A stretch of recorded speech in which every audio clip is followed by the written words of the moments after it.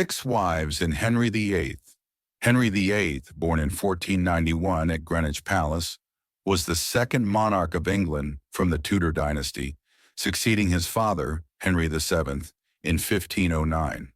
Over the course of his 38-year reign, Henry fundamentally reshaped English society, government, and religion, becoming one of the most iconic and controversial figures in British history.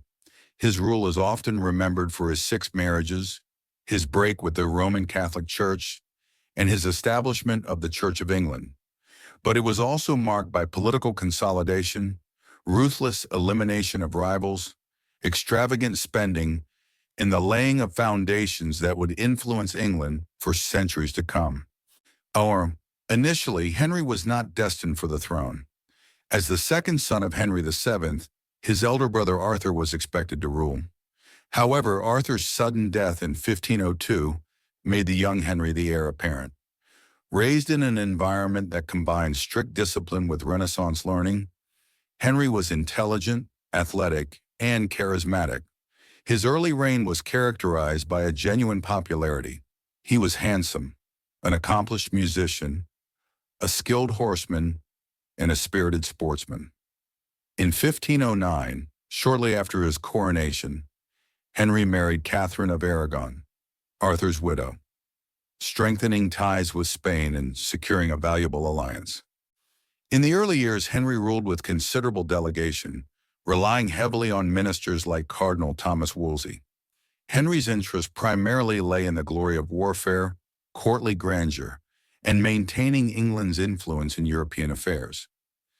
His early military campaigns against France and Scotland were expensive and largely inconclusive, but they fed Henry's self-image as a chivalric warrior king.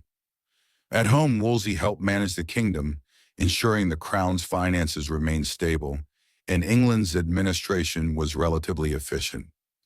However, Henry's reign took a pivotal turn in the 1520s, largely driven by his desperation for a male heir.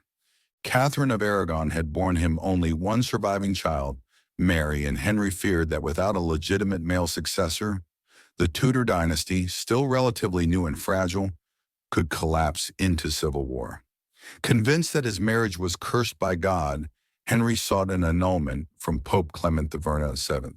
When the Pope, under political pressure from Catherine's nephew, the powerful Emperor Charles V, refused to grant it, Henry grew increasingly frustrated. His infatuation with Anne Boleyn, a clever and ambitious lady-in-waiting, further fueled his determination to end his marriage. Henry's Great Matter, as it was known, led to one of the most seismic shifts in English history, the English Reformation. Working with advisors like Thomas Cromwell and Thomas Cranmer, Henry engineered a series of legal and political maneuvers that severed England's centuries-long ties with the Roman Catholic Church.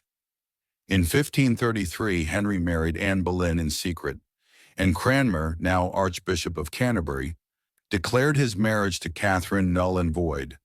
That same year, the Act of Supremacy declared Henry the supreme head of the Church of England, effectively placing religious authority under the monarchy's control. The move unleashed profound religious, social, and political upheaval that would reverberate across the country for generations. Anne Boleyn, however, failed to provide the male heir Henry so desperately wanted, giving birth instead to a daughter, Elizabeth. Their marriage deteriorated rapidly. In 1536, Anne was arrested on trumped-up charges of adultery, incest, and treason, and was executed. Days later, Henry married Jane Seymour, who finally gave him the son he craved, Edward, in 1537. Tragically, Jane died shortly after childbirth, plunging Henry into a rare period of genuine grief. The later years of Henry's reign were increasingly marked by personal decline and political repression. Once athletic and vigorous, Henry grew obese and suffered from numerous health problems, including leg ulcers that left him in constant pain. His personality, once charismatic, became paranoid, volatile, and ruthlessly authoritarian. Politically, he became less willing to delegate, and those who once enjoyed his favor could swiftly fall from grace. Cromwell, who had been instrumental in managing the Reformation and securing Henry's fourth marriage to Anne of Cleves, fell out of favor and was executed in 1540, partly due to Henry's dissatisfaction with Anne's appearance and Cromwell's growing power. Henry's marital adventures continued with Anne of Cleves, a political union arranged to secure Protestant alliances in Europe. However, Henry found Anne personally unattractive, and the marriage was annulled after just 6 months.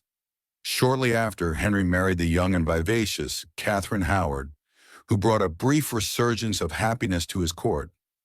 Yet Catherine's extramarital indiscretions were soon discovered, leading to her execution in 1542 for treason. In 1543, Henry married his sixth and final wife, Catherine Parr, a learned woman who acted as a nurse, companion, and stepmother to his surviving children. Beyond his notorious marital history, Henry VIII's reign wrought significant institutional changes. His dissolution of the monasteries between 1536 and 1541 systematically destroyed the power of the Catholic Church in England, seizing vast monastic wealth and land for the crown. This not only enriched the royal coffers, but also redistributed property to Henry's loyal supporters, permanently altering the social and economic fabric of the country. Traditional religious practices were suppressed, libraries destroyed, and ancient artworks lost forever in the name of reform. However, Henry's religious policies were far from straightforward. Although he broke with Rome, he remained doctrinally conservative for much of his life. The Church of England under Henry retained many Catholic practices, and he was ruthless in persecuting both Protestants who sought further reform and Catholics who remained loyal to the Pope. This ambiguity sowed deep confusion and instability among his subjects, which would erupt in later decades into fierce religious conflict. Henry's foreign policy was costly and largely fruitless. His repeated wars against France drained the treasury, and his attempts to exert influence in Scotland met with limited success. Although he secured the Treaty of Greenwich in 1543, proposing a marriage between his son Edward and the infant Mary, Queen of Scots, the Scots ultimately rejected the agreement, leading to renewed hostilities known as the Rough Wooing. Toward the end of his life, Henry took steps to secure the succession. The Act of Succession of 1543 confirmed that Edward would inherit the throne, followed by Mary and then Elizabeth, despite the complicated histories of their births and their mothers' downfalls. His final years were spent preparing for Edward's minority by creating a regency council composed of trusted nobles and advisors. Henry VIII died on January 28, 1547, at the age of 55, physically broken and politically exhausted. He was succeeded by his 9-year-old son, Edward VI, whose short reign would see the acceleration of Protestant reforms that Henry himself had only cautiously embraced. The legacy of Henry VIII is deeply paradoxical. To some, he is remembered as a larger-than-life monarch who asserted England's independence from foreign religious authority and laid the groundwork for a centralized modern state. To others, he is a tyrant, responsible for enormous human suffering, political purges, and religious persecution. His personal appetites and political ambitions permanently reshaped England's identity, steering it away from continental Catholicism toward a unique path of Protestantism and monarchy-centered governance. Henry's reign left England wealthier, more powerful, and more united under royal authority, but also far more volatile and divided along religious lines. His children, Edward VI, Mary I, and Elizabeth I, would each grapple with the consequences of his actions, and the nation would continue to be haunted by the religious and political dilemmas he unleashed. Even today, Henry VIII stands as a towering figure of English history, embodying both the grandeur and the brutality of absolute monarchy. Catherine of Aragon. Catherine of Aragon, born on December 16, 1485, in Alcalá de Henares, Spain, was the youngest daughter of the powerful Catholic monarchs, King Ferdinand II of Aragon and Queen Isabella I of Castile. As a princess of one of Europe's most influential dynasties, Catherine's early life was steeped in political ambition, religious devotion, and a deep commitment to duty. Her marriage into the English royal family was meant to solidify an alliance between Spain and England, a union that would not only shape her destiny, but alter the course of English history. Catherine's upbringing was rigorous and humanistic. She received an exceptional education for a woman of her time, studying Latin, philosophy, law, history, and theology, alongside practical subjects like household management. She was taught to embody the ideal Renaissance princess, pious, cultured, and politically astute. Her parents' success in uniting Spain under Catholic rule and their sponsorship of Christopher Columbus's voyages reflected the ambitious world Catherine was born into, a world where monarchs wielded immense spiritual and political power. In 1501, at the age of 15, Catherine married Arthur, Prince of Wales, the eldest son of King Henry VII of England. Their union was seen as a triumph of diplomacy, strengthening the ties between two burgeoning European powers against common enemies like France. The young couple's wedding at St. Paul's Cathedral was a grand affair, but tragedy struck soon after. Just months into their marriage, Arthur fell ill and died in 1502 at Ludlow Castle, leaving Catherine a widow at just 16 years old. Following Arthur's death, Catherine's position in England became precarious. Her dowry, only partially paid, became a point of contention between the English and Spanish courts. For several years, Catherine lived in relative isolation and financial hardship, largely neglected by the English court, as negotiations over her future dragged on. Despite these hardships, Catherine remained dignified and resilient, qualities that would define her public image for the rest of her life. Eventually, it was decided that Catherine would marry Arthur's younger brother, Henry, who had become the new heir to the throne. However, there was a significant obstacle. Canon law forbade a man from marrying his brother's widow. To overcome this, Catherine and her supporters insisted that her marriage to Arthur had never been consummated, thereby allowing a dispensation from Pope Julius II. After Henry VII's death, the new King Henry VIII married Catherine on June 11, 1509, and they were crowned together 2 weeks later in a lavish ceremony at Westminster Abbey. In the early years of their marriage, Catherine and Henry appeared genuinely affectionate. She was intelligent, beautiful, and every inch the queen consort. Catherine took her role seriously, acting as a patron of education and the arts, and promoting charitable works. She was admired for her piety, dignity, and commitment to her adopted country. During Henry's military campaigns in France, Catherine even served as regent, notably overseeing the English victory against the Scots at the Battle of Flodden in 1513, when King James IV of Scotland was killed. However, Catherine's greatest and most tragic burden was her failure to provide Henry with a male heir. Over the course of their marriage, she endured multiple pregnancies, but only one child survived infancy, a daughter, Mary, born in 1516. The deaths of her sons were a source of immense personal grief for Catherine and increasing political frustration for Henry, who saw the continuation of the Tudor dynasty as paramount. As Catherine aged and the possibility of more children diminished, Henry's anxiety over the succession grew, and with it, his dissatisfaction with his marriage. By the 1520s, Henry's attentions had turned elsewhere, particularly toward Anne Boleyn, a member of Catherine's household.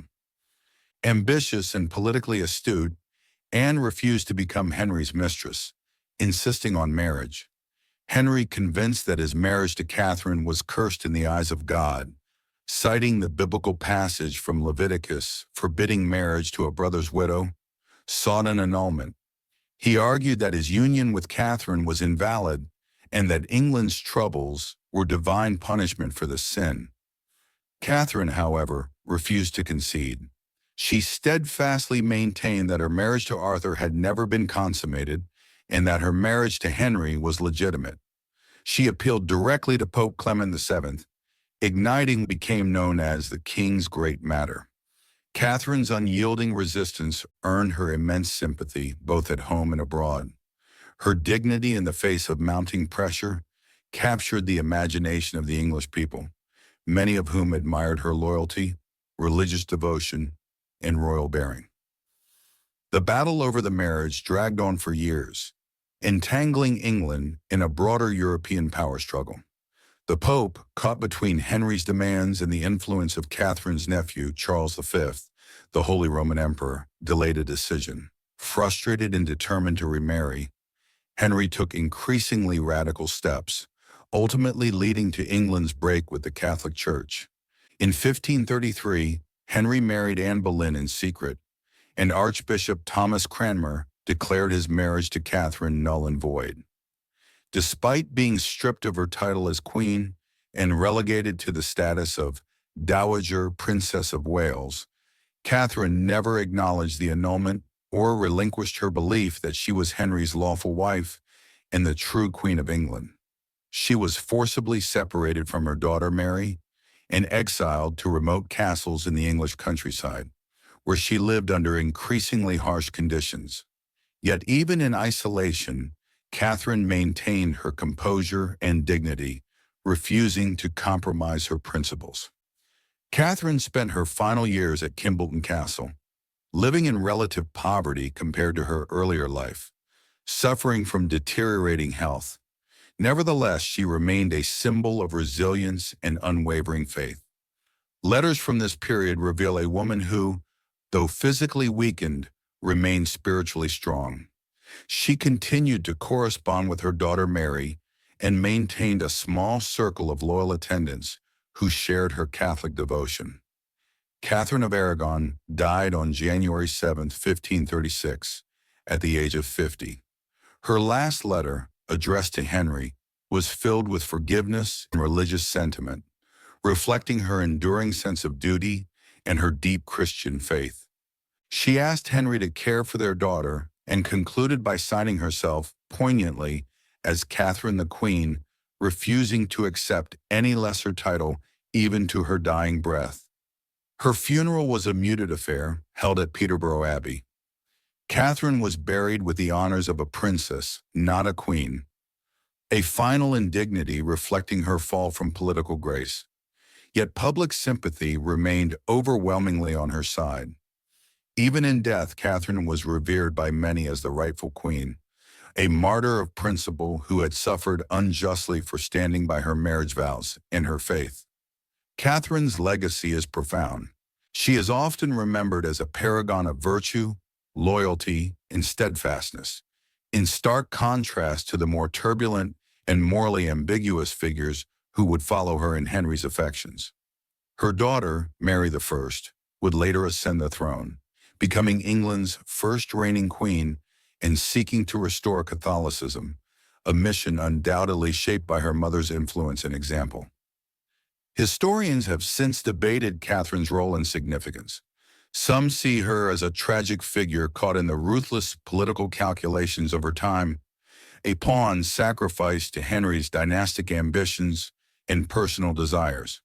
Others view her as a strong-willed and politically shrewd woman who used every tool at her disposal to defend her marriage, her daughter, and her faith. Her refusal to acquiesce to Henry's demands set in motion events that would transform England forever, leading to the creation of the Church of England and the English Reformation. Catherine of Aragon's life reflects the complexities and contradictions of Renaissance monarchy, where personal relationships were inseparable from matters of state, and where the fate of nations could hinge on the fertility of a queen. Her story is one of profound personal sacrifice and resilience, embodying both the glory and the tragedy of queenship in an age of absolute monarchy. Even today, Catherine remains a deeply respected and sympathetic figure, admired for her strength, dignity, and unwavering commitment to principles. Her legacy endures not only in the annals of English history, but in the broader narrative of women's resistance against injustice, making her one of the most enduring and compelling figures of the Tudor era. Anne Boleyn. Anne Boleyn, born sometime between 1501 and 1507, most likely at Blickling Hall in Norfolk, or Hever Castle in Kent, rose from the ranks of the English nobility to become one of the most famous and controversial queens in history. Her life, marked by ambition, political intrigue, and dramatic downfall, fundamentally altered the course of England's religious and political history, igniting the English Reformation and forever changing the nature of the English monarchy. Anne's early life was shaped by privilege and strategic positioning.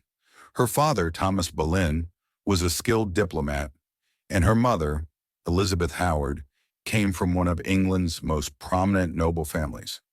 Anne received a refined education, spending her formative years at the court of Margaret of Austria in the Netherlands, and later at the French court, serving Queen Claude of France.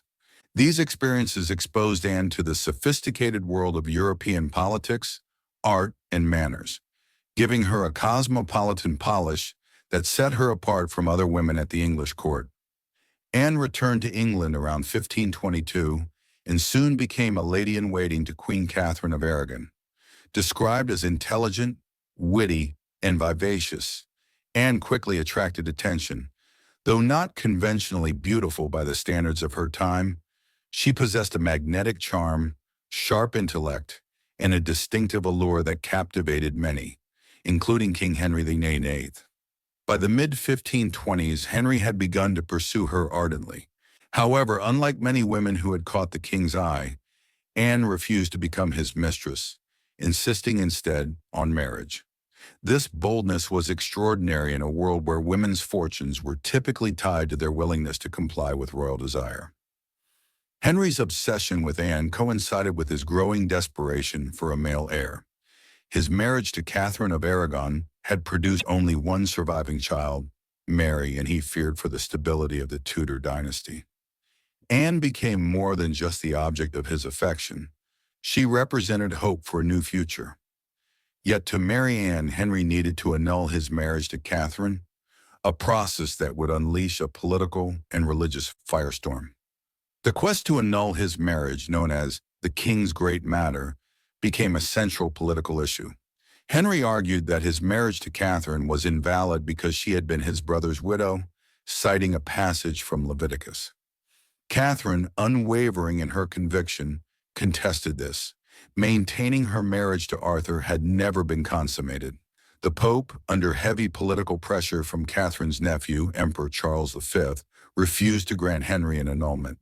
Frustrated and infatuated, Henry began to contemplate a radical solution, severing ties with the Roman Catholic Church.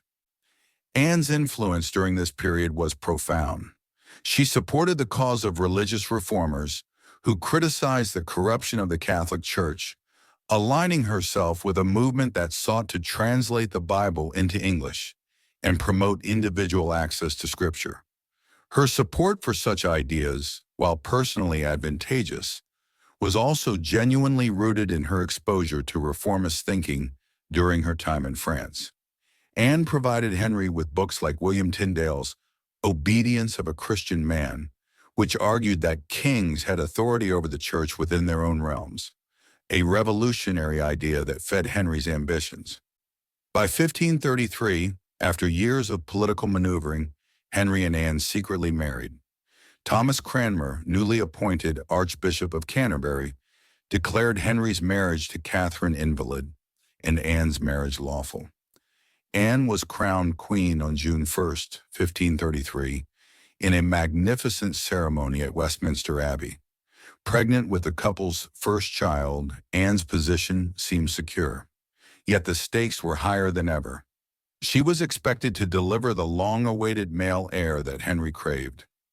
In September 1533, Anne gave birth to a daughter, Elizabeth. Though Elizabeth would later become one of England's greatest monarchs, her birth was a bitter disappointment to Henry. Anne's subsequent pregnancies ended in miscarriages and stillbirths, further straining the royal marriage.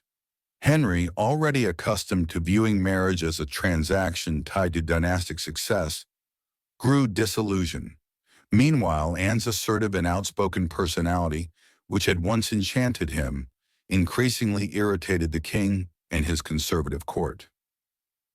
Anne's political enemies multiplied. Many resented her rapid rise and her role in the downfall of Catherine, a queen beloved by the populace. Anne's support for religious reform alienated traditionalists, while her sharp tongue and quick temper created personal antagonists.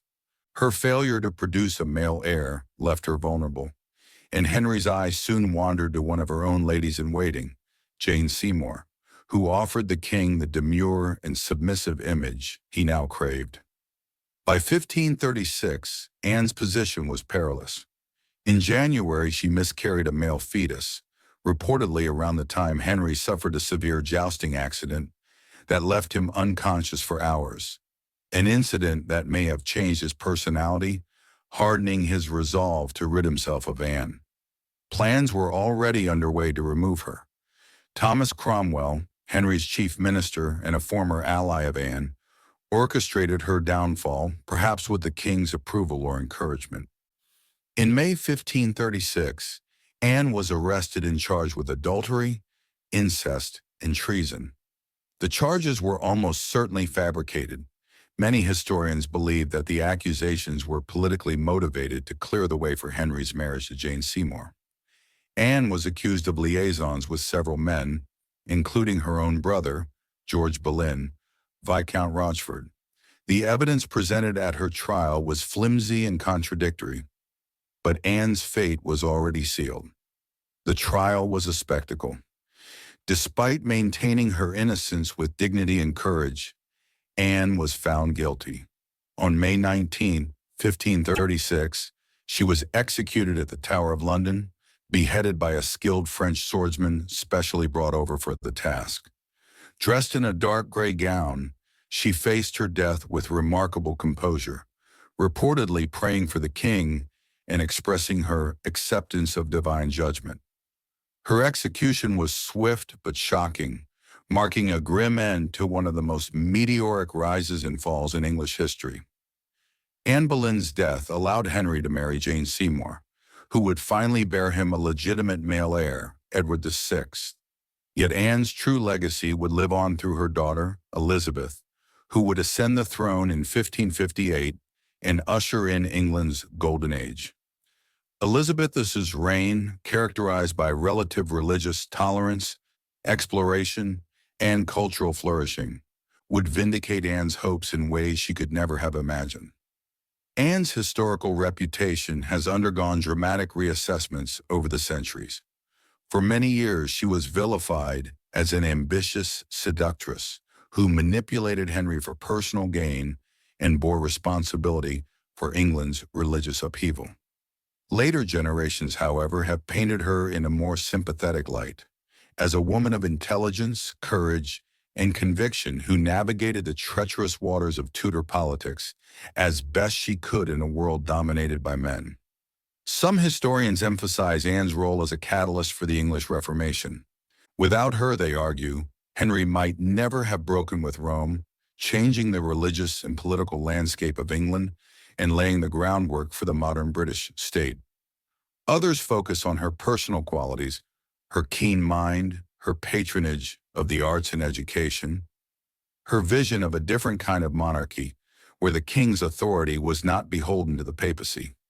Yet Anne was also a deeply flawed figure. She could be vindictive, particularly in her treatment of Catherine of Aragon and Princess Mary. Her political interventions were often clumsy and created powerful enemies. Her story is not one of pure victimhood, but a complex interplay of ambition, idealism, personal failings, and historical circumstance.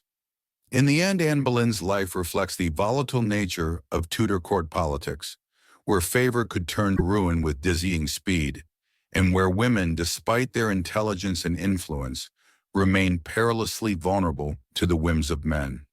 Her story is a cautionary tale about the perils of power and ambition, but also an enduring testament to the ability of individual figures to shape the destiny of nations. Today, Anne Boleyn remains one of the most fascinating figures in English history, a queen who was never fully accepted in her lifetime, but whose legacy would profoundly shape the future of the country she struggled so hard to serve. Her life and death continue to captivate historians, writers, and the public imagination, ensuring that her name will never be forgotten. Jane Seymour. Jane Seymour, born around 1508 at Wolfhall in Wiltshire, England, came from a well-established but relatively modest noble family. Unlike her immediate predecessor, Anne Boleyn, Jane's character and demeanor were shaped by traditional ideals of femininity and obedience, which would ultimately endear her to King Henry IX. Her brief yet significant role as Queen of England marked a turning point in Henry's reign, for it was Jane who finally provided him with the male heir he so desperately sought, a child whose birth secured her lasting place in history, even though her life was tragically cut short. Jane was the daughter of Sir John Seymour and Marjorie Wentworth. Her family lineage connected her to some of England's prominent noble houses, but they were not among the kingdom's most powerful aristocrats. Jane received the typical education of a Tudor gentlewoman, focusing on domestic skills rather than the broad humanist learning that had characterized the education of Anne Boleyn. She was skilled in needlework, household management, and religious devotion, qualities highly prized in a woman of her station. Jane first entered court life as a lady-in-waiting to Queen Catherine of Aragon and later served Anne Boleyn. Through these positions, she gained proximity to the king and the complex inner workings of the Tudor court. It was during Anne's turbulent final years that Jane came to Henry's attention. In sharp contrast to Anne's fiery spirit and assertiveness, Jane presented herself as the epitome of submissive virtue, quiet, demure, and pious. Henry, increasingly disillusioned with Anne's failure to produce a male heir and wearied by the court's political turmoil, found Jane's gentleness and reserve deeply appealing. By early 1536, Henry's interest in Jane had become obvious.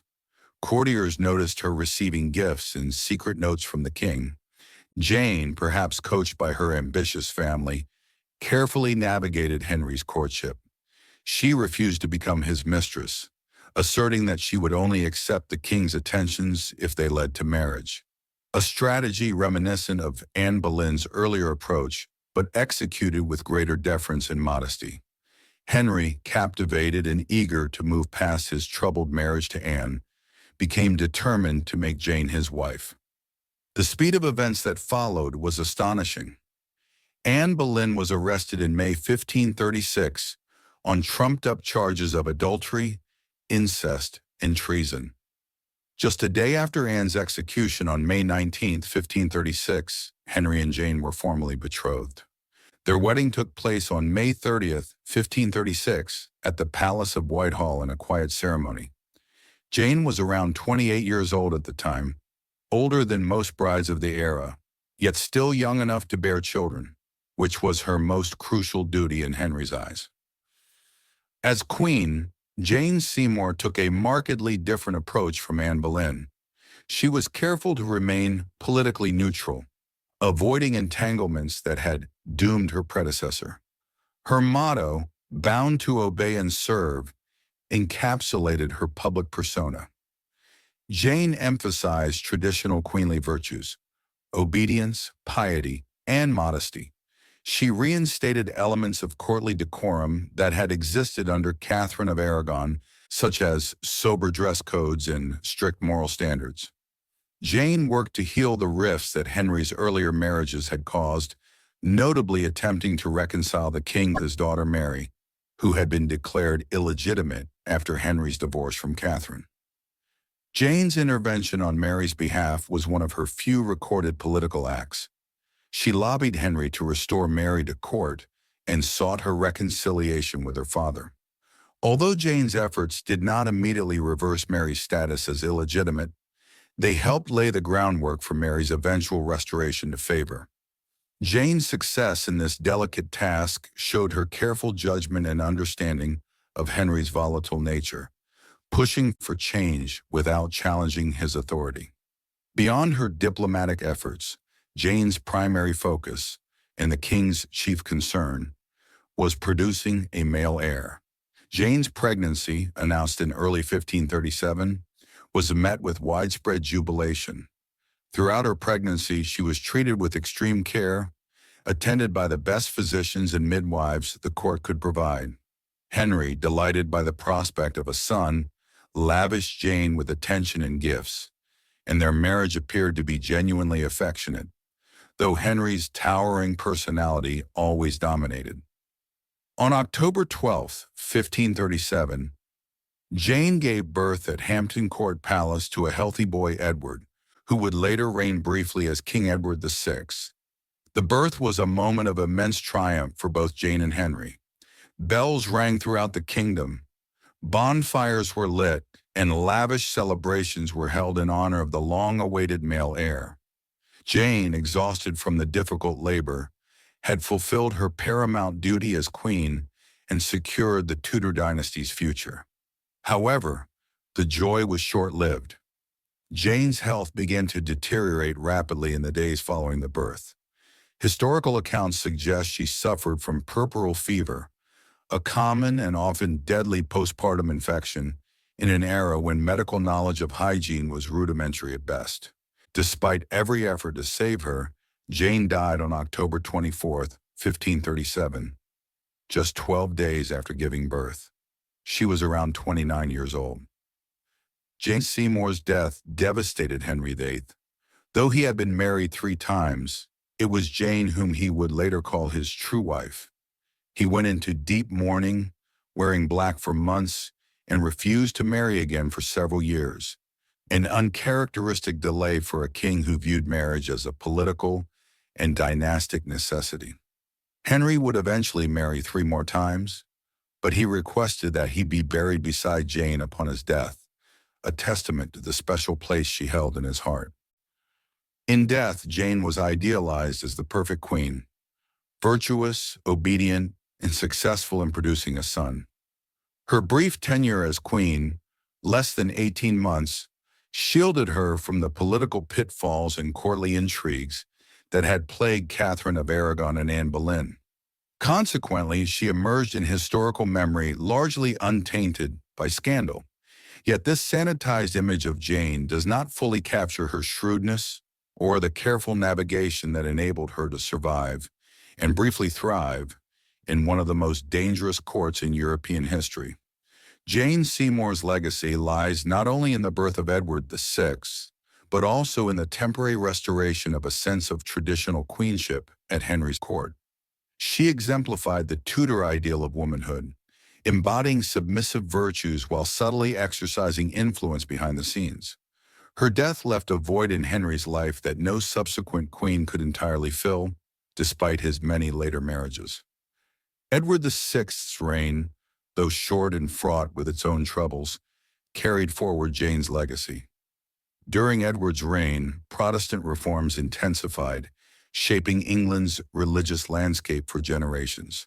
Although Jane herself was likely a conservative Catholic in religious views, her son would become a pivotal figure in the establishment of Protestantism in England, a legacy intertwined with the dramatic religious transformations her marriage to Henry had helped set into motion.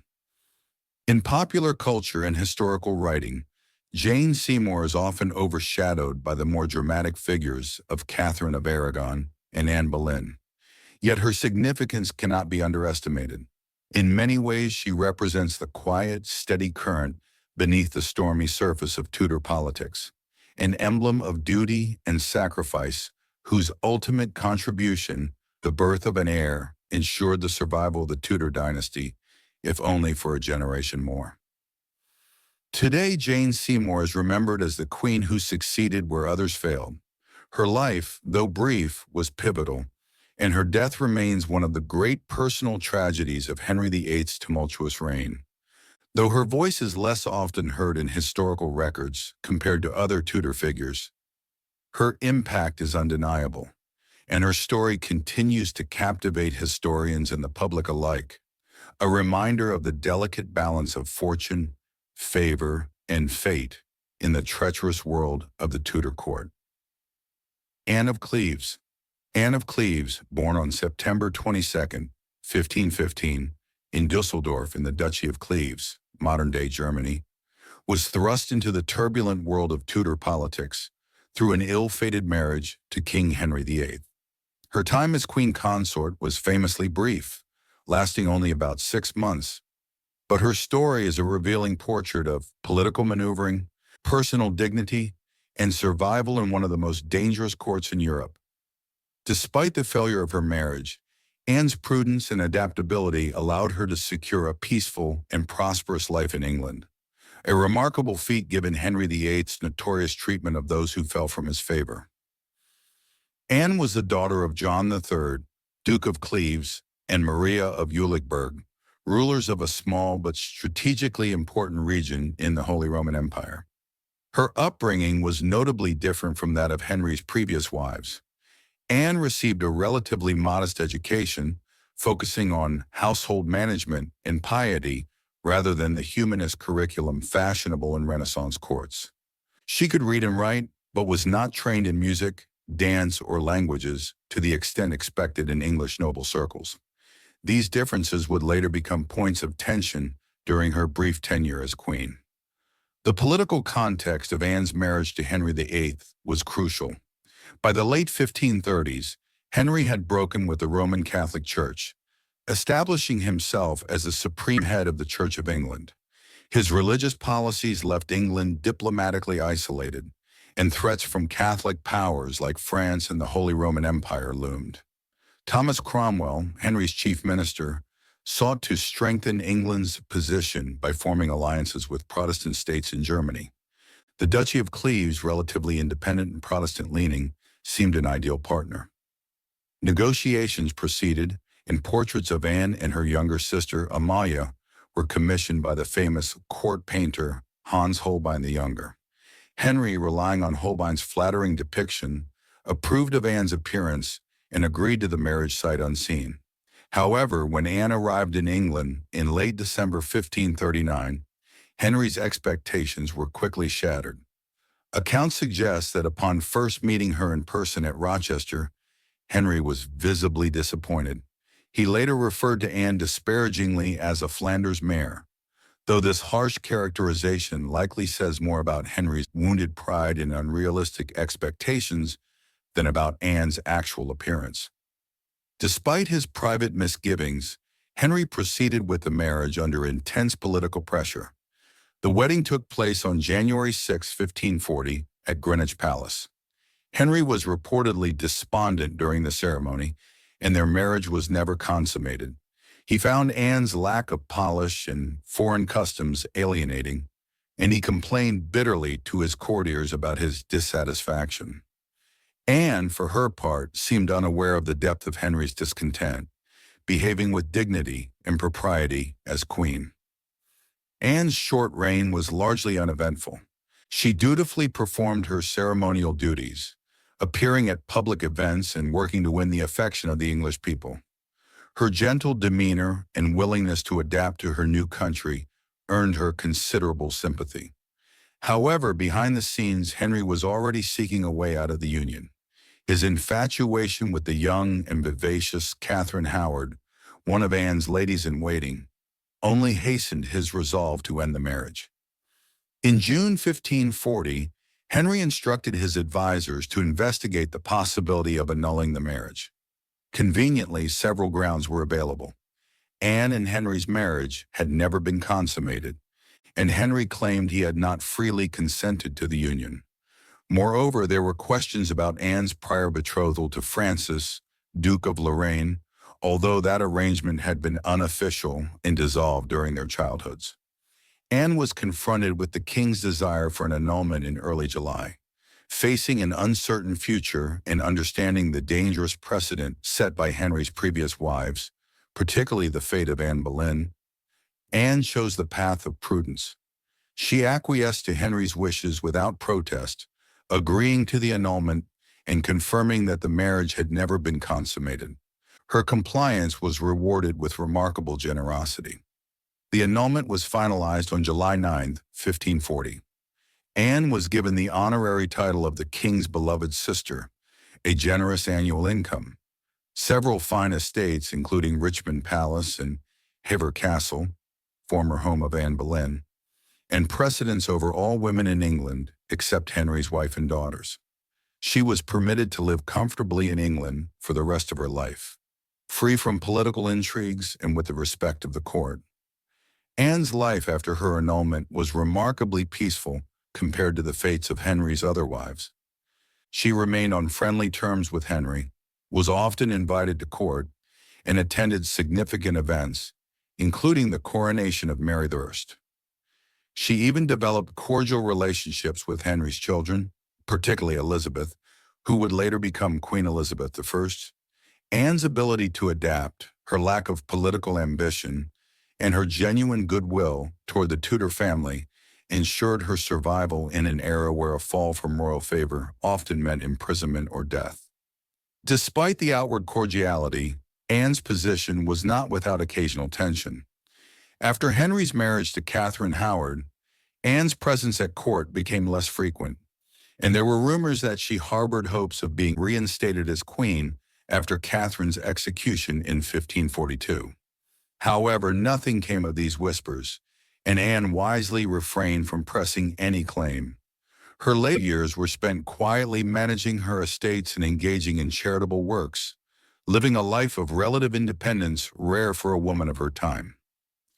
Anne of Cleves died on July 16, 1557, at Chelsea Old Manor during the reign of Mary I. She was the last of Henry VIII's 6 wives to die and was buried in Westminster Abbey, a significant honor that reflected her enduring status and the respect she commanded. Her tomb, though relatively modest compared to others, stands as a testament to a woman who, despite adversity, maintained her dignity and left a legacy of resilience and pragmatism. In historical memory, Anne of Cleves is often overshadowed by the more dramatic figures in Henry's marital saga. She is sometimes reduced to a footnote, the ugly wife Henry could not love. However, such simplistic portrayals fail to capture the intelligence, diplomacy, and quiet strength she demonstrated. Unlike Catherine of Aragon, Anne Boleyn, or Catherine Howard, Anne of Cleves did not fight a losing battle against Henry's will. She assessed her circumstances with clear-eyed realism and chose survival over pride, a decision that allowed her to enjoy a life of security, wealth, and influence in a treacherous court. Modern historians have increasingly reevaluated Anne's role, recognizing that her successful navigation of her precarious position was a considerable achievement. In a world where women, especially royal women, had little control over their fates, Anne's story is one of agency and wisdom.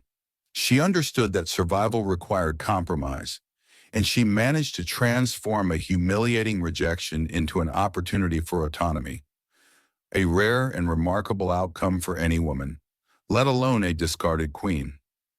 Anne's brief marriage to Henry IX may have failed by the standards of love or dynastic ambition, but in many respects she emerged from it more successfully than any of Henry's other wives. She was neither executed nor imprisoned. She was not forced into exile or penury, and she maintained a respected status until the end of her life. In the brutal world of Tudor politics, Anne of Cleves not only survived, she thrived. Catherine Howard.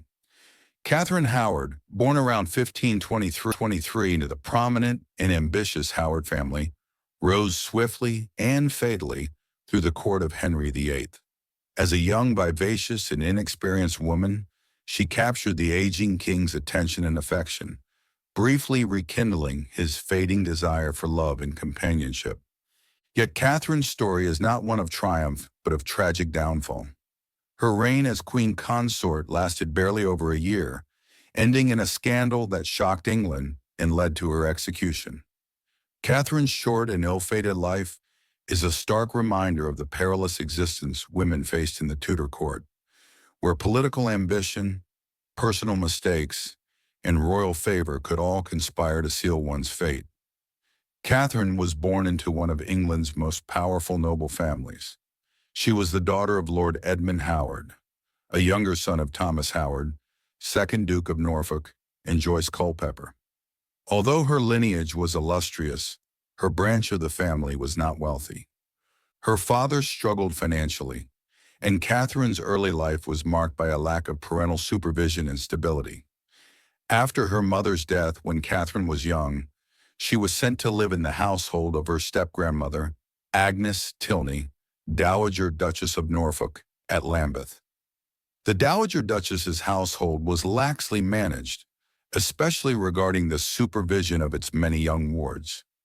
Catherine grew up in a lively, almost chaotic environment, with minimal education and few restrictions. During her adolescence, she engaged in flirtations and possibly sexual relationships with two men, her music teacher, Henry Mannix, and a young nobleman, Francis Derham. These early indiscretions, largely considered foolish teenage behavior at the time, would later have catastrophic consequences once Catherine entered the royal court. In 1539, Catherine was placed in the household of Anne of Cleves, Henry VIII's fourth wife. Her beauty, charm, and flirtatious manner quickly distinguished her. In contrast to Anne's more reserved demeanor, Catherine's youthful energy captivated the aging king. Henry, now nearing 50, obese and suffering from chronic health problems, including a festering leg ulcer, was enchanted by the attentions of the radiant teenage girl. Their relationship began discreetly while Henry was still married to Anne, but after the annulment of that marriage in July 1540, Henry wasted no time in pursuing Catherine openly. Catherine Howard and Henry VIII were married on July 28, 1540, at Oatlands Palace. Henry was visibly infatuated with his new bride, lavishing her with expensive gifts, fine clothes, and public displays of affection. He referred to her as his rose without a thorn, a phrase that underscored his perception of Catherine as the perfect, innocent consort who could revive his waning virility and bring happiness back to the court. For a time, Catherine basked in the glory of her position. She enjoyed the luxuries and influence her new role afforded, patronized friends and family members, and was celebrated as a symbol of renewed vitality at the aging king's side. However, beneath the glittering surface, danger lurked. Catherine's past was not as pure as Henry believed, and the realities of her behavior at court soon began to mirror her earlier indiscretions. Young, inexperienced, and perhaps lacking the political astuteness necessary for survival at court, Catherine became entangled in a reckless web of flirtations. Most damning was her relationship with Thomas Culpeper, a gentleman of the king's privy chamber and a distant relative. Contemporary sources suggest that Catherine and Culpeper engaged in secret meetings, arranged with the assistance of Lady Rochford, the widow of George Boleyn, who herself had been implicated in Anne Boleyn's downfall. Whether Catherine and Culpeper's relationship was fully consummated remains unclear. Some historians argue that their encounters may have been flirtatious but not sexual. Others suggest that physical intimacy did occur. Regardless, their clandestine meetings and exchanged letters provided ample ammunition for her enemies. In a court rife with spies and political intrigue, secrets rarely remained hidden for long. By the autumn of 1541, rumors about Catherine's behavior reached Archbishop Thomas Cranmer. During a mass at Hampton Court, Cranmer discreetly passed Henry a letter outlining the allegations against the Queen. At first, Henry refused to believe the charges. His love for Catherine blinded him, and he dismissed the accusations as malicious gossip. However, as investigations proceeded and evidence mounted, including confessions from Mannix, Derham, and others, Henry's heartbreak turned to fury. Catherine was arrested and interrogated. Unlike her cousin Anne Boleyn, who had defended herself vigorously until her execution, Catherine was overwhelmed with terror. Her interrogations revealed her past relationships, and while she initially denied any wrongdoing during her queenship, the discovery of her clandestine meetings with Culpeper sealed her fate. Henry, feeling personally humiliated and betrayed, withdrew all protection from her. Once adored as the king's perfect bride, Catherine was now seen as a traitor. On February 10, 1542, Catherine Howard was condemned to death by an act of attainder, eliminating the need for a formal trial. She spent her final days imprisoned in Sion House before being transferred to the Tower of London. Witnesses described her as frantic with fear, uncomprehending of the enormity of her situation. In a tragic, haunting episode, she allegedly practiced placing her head on the execution block, seeking to master her terror before her death. Catherine was executed on February 13, 1542, at the Tower Green, the same site where her cousin Anne Boleyn had met her end 6 years earlier. She was barely 19 years old. Dressed in black velvet, Catherine maintained her composure at the scaffold, making a brief speech in which she acknowledged her sins and prayed for the king's well-being. Her death, swift and brutal, was followed by the execution of Lady Rochford, who had aided her secret meetings with Culpeper. Catherine's tragic downfall devastated her family. The Howard clan, which had sought to strengthen its influence through her marriage to Henry, suffered disgrace. Several members of her family were imprisoned, and some, including her uncle, the Duke of Norfolk, narrowly escaped execution themselves. The Howards' political fortunes waned sharply in the wake of Catherine's demise. In the centuries since her death, Catherine Howard's legacy has been shaped by myth and romanticization. She is often portrayed as a foolish, naive girl caught up in a court she did not understand. Some depictions cast her as a victim of circumstance, while others paint her as reckless and irresponsible. Modern historians, however, have increasingly sought to contextualize her actions within the limited options available to women of her time, especially young women thrust into positions of power without preparation or protection. Catherine's story is, above all, a tragic testament to the vulnerabilities faced by women in the Tudor court. Her youth, lack of education, and isolation made her an easy pawn for her ambitious family and a convenient scapegoat for a court eager to find favor with an enraged king. Unlike more politically savvy queens, Catherine had neither the experience nor the allies to survive when fortune turned against her. Her ghost is famously said to haunt the halls of Hampton Court Palace, where she was arrested. The so-called haunted gallery is associated with sightings of a terrified young woman in white, running toward the chapel to plead with Henry VIII for mercy. Whether or not one believes in the literal ghost, the story captures the enduring image of Catherine Howard, a young woman caught between personal longing and political realities, racing toward an inevitable doom. Catherine Howard's brief, tragic life is often overshadowed by the longer and more politically significant reigns of Henry's other wives. Yet her story offers profound insights into the human cost of life at the Tudor court. It underscores the merciless nature of Henry's reign, where love could swiftly turn to loathing, and where even a queen could fall from grace and be destroyed by personal missteps, magnified into matters of state betrayal. In the end, Catherine Howard's fate serves as a chilling reminder. In Henry VIII's England, youth, beauty, and favor offered no guarantees of safety.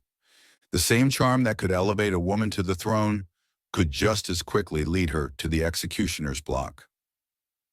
Catherine Parr. Catherine Parr, born in 1512, was the sixth and final wife of King Henry VIII, a woman whose intelligence, diplomacy, and resilience enabled her not only to survive marriage to one of England's most infamous monarchs, but also to leave a lasting impact on the nation's religious and political life. Unlike many of Henry's earlier wives, Catherine Parr was not chosen primarily for youth or beauty, but for her mature character, steady temperament, and loyalty. Her marriage to Henry, though fraught with danger, allowed her to play an essential role as queen consort, regent, and mother figure to Henry's children. Catherine Parr's life was one of survival, negotiation, and careful navigation through the treacherous currents of Tudor politics. Catherine Parr was born into a noble family with strong royal connections. Her father, Sir Thomas Parr, was a courtier under both Henry VII and Henry VIII, while her mother, Maud Green, served as a lady-in-waiting to Queen Catherine of Aragon. Catherine Parr was named after Queen Catherine herself, foreshadowing the deep ties she would later have to the royal family. Educated to a high standard for a woman of her time, Catherine was fluent in several languages, deeply religious, and well-versed in humanist ideas. Her early education cultivated a love of learning that would define much of her later life.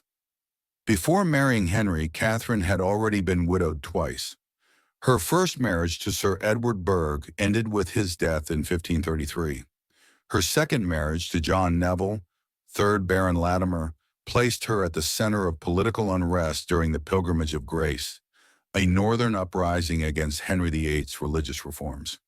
Throughout these turbulent years, Catherine demonstrated remarkable prudence and loyalty, characteristics that would serve her well at court. When Lord Latimer died in 1543, Catherine, now a wealthy and independent widow, entered the household of Princess Mary, Henry's daughter. It was there that she caught the king's attention. Although Catherine had begun a romantic relationship with Thomas Seymour, brother of the late Queen Jane Seymour, Henry's courtship quickly altered the course of her life. Duty, ambition, and perhaps fear of royal displeasure compelled Catherine to accept the king's proposal. She married Henry VIII on July 12, 1543, at Hampton Court Palace, becoming his sixth wife and the third queen consort to bear the name Catherine. By the time of their marriage, Henry VIII was aging, increasingly obese, and plagued by chronic health problems, including a severe leg ulcer. His mood was unpredictable, often swinging from affectionate to violent. Catherine understood the risks of marrying a man whose previous wives had met such varied and often tragic ends. However, she approached her role with a level of political skill and emotional intelligence that distinguished her from her predecessors. Catherine quickly established herself as a unifying force within the royal family. She worked diligently to reconcile Henry with his three children, Mary, Elizabeth, and Edward, fostering a sense of familial stability that had long been absent. Catherine played a crucial role in securing the line of succession for all three, helping to heal the wounds caused by Henry's earlier marital and political upheavals. Her nurturing demeanor and genuine affection for Henry's children endeared her to them, particularly to Elizabeth, who would later credit Catherine with much of her education and early intellectual development. Beyond her role as a stepmother, Catherine Parr wielded considerable influence as queen. In 1544, during Henry's military campaign in France, Catherine was appointed regent, effectively ruling England in his absence, a rare and extraordinary responsibility for a woman at the time. She managed the kingdom's finances, maintained stability, and corresponded with military leaders, demonstrating administrative competence that impressed even her critics. Catherine was also deeply involved in religious reform. A committed Protestant, she supported the spread of vernacular Bibles and the advancement of the Reformation within England. Her personal religious convictions were bold and sometimes dangerous, given Henry's fluctuating tolerance for Protestant ideas. In 1545, she published her first book, Prayers or Meditations, making her the first Queen of England to publish a work under her own name. Her writings promoted personal devotion and direct communication with God, reflecting the core principles of Protestant faith. However, Catherine's open advocacy for reform nearly led to her downfall. In 1546, conservative factions at court, led by figures such as Stephen Gardiner, the Bishop of Winchester, plotted to bring about her arrest for heresy. They convinced Henry that Catherine's religious discussions and patronage of Protestant scholars were subversive and dangerous. An arrest warrant was issued, and for a brief, perilous moment, it seemed Catherine might follow Anne Boleyn and Catherine Howard to the executioner's block. Displaying remarkable courage and quick thinking, Catherine confronted Henry directly.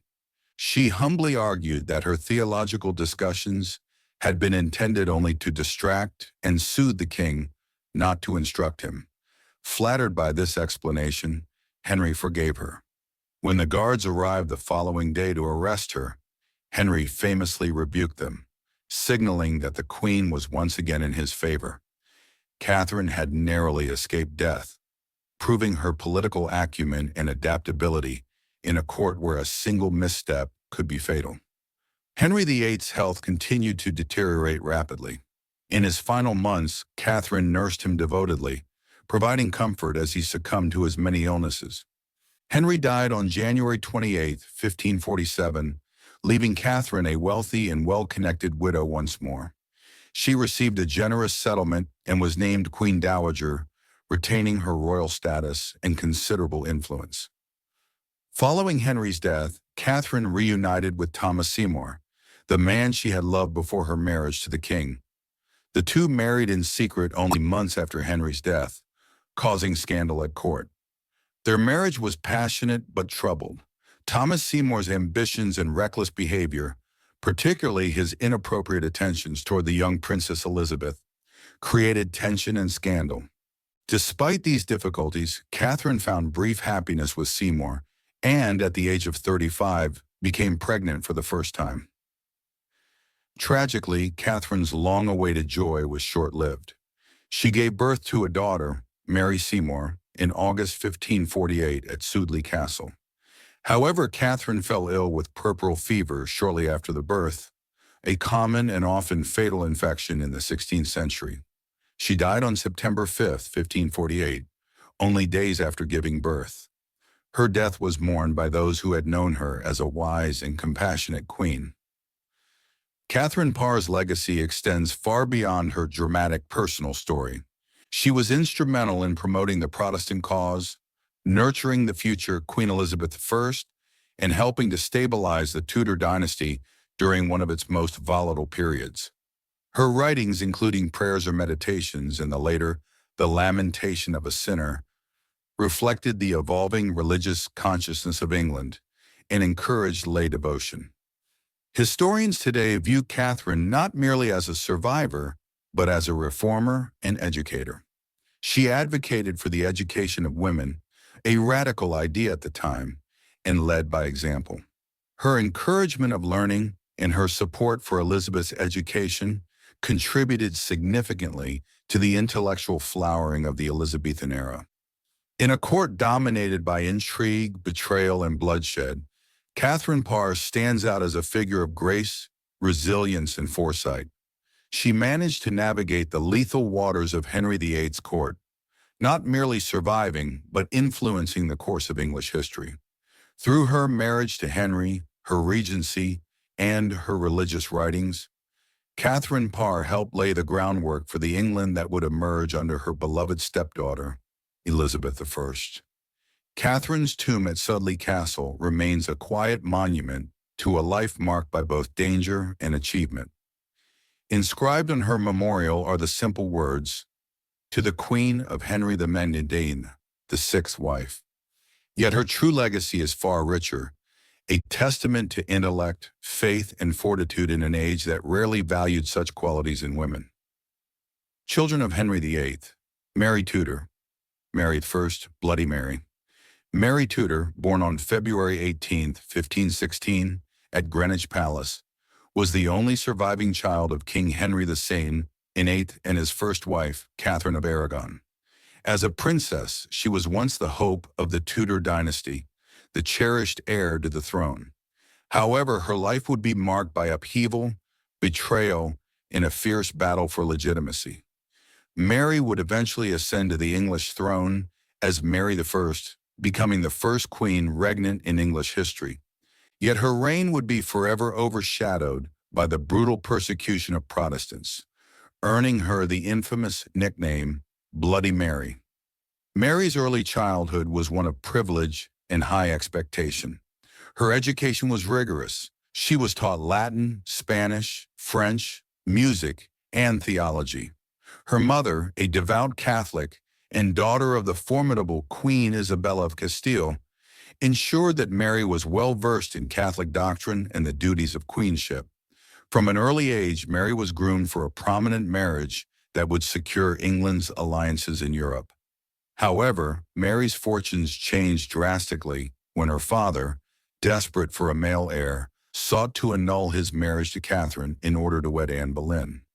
The ensuing King's Great Matter not only led to England's break from the Roman Catholic Church, but also to Mary's personal downfall.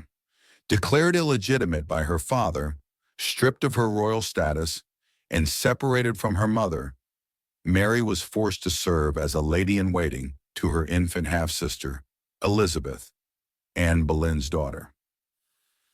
The humiliation and emotional trauma of this period shaped Mary deeply.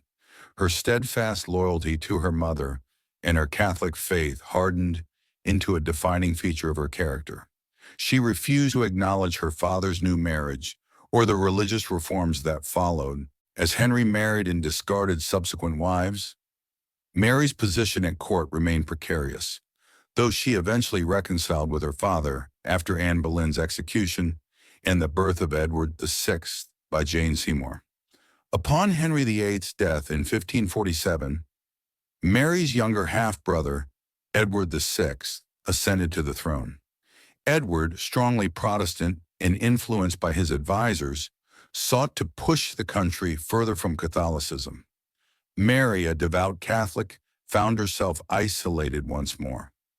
Despite pressure from Edward's government to conform to Protestant practices, she defiantly continued to hear Catholic Mass in private, risking her freedom and safety. When Edward VI fell gravely ill in 1553, the Protestant establishment moved to prevent the Catholic Mary from succeeding to the throne. In a desperate bid, Edward altered the line of succession to name his Protestant cousin, Lady Jane Grey, as heir. Upon Edward's death, Jane was proclaimed queen, but Mary acted swiftly and decisively.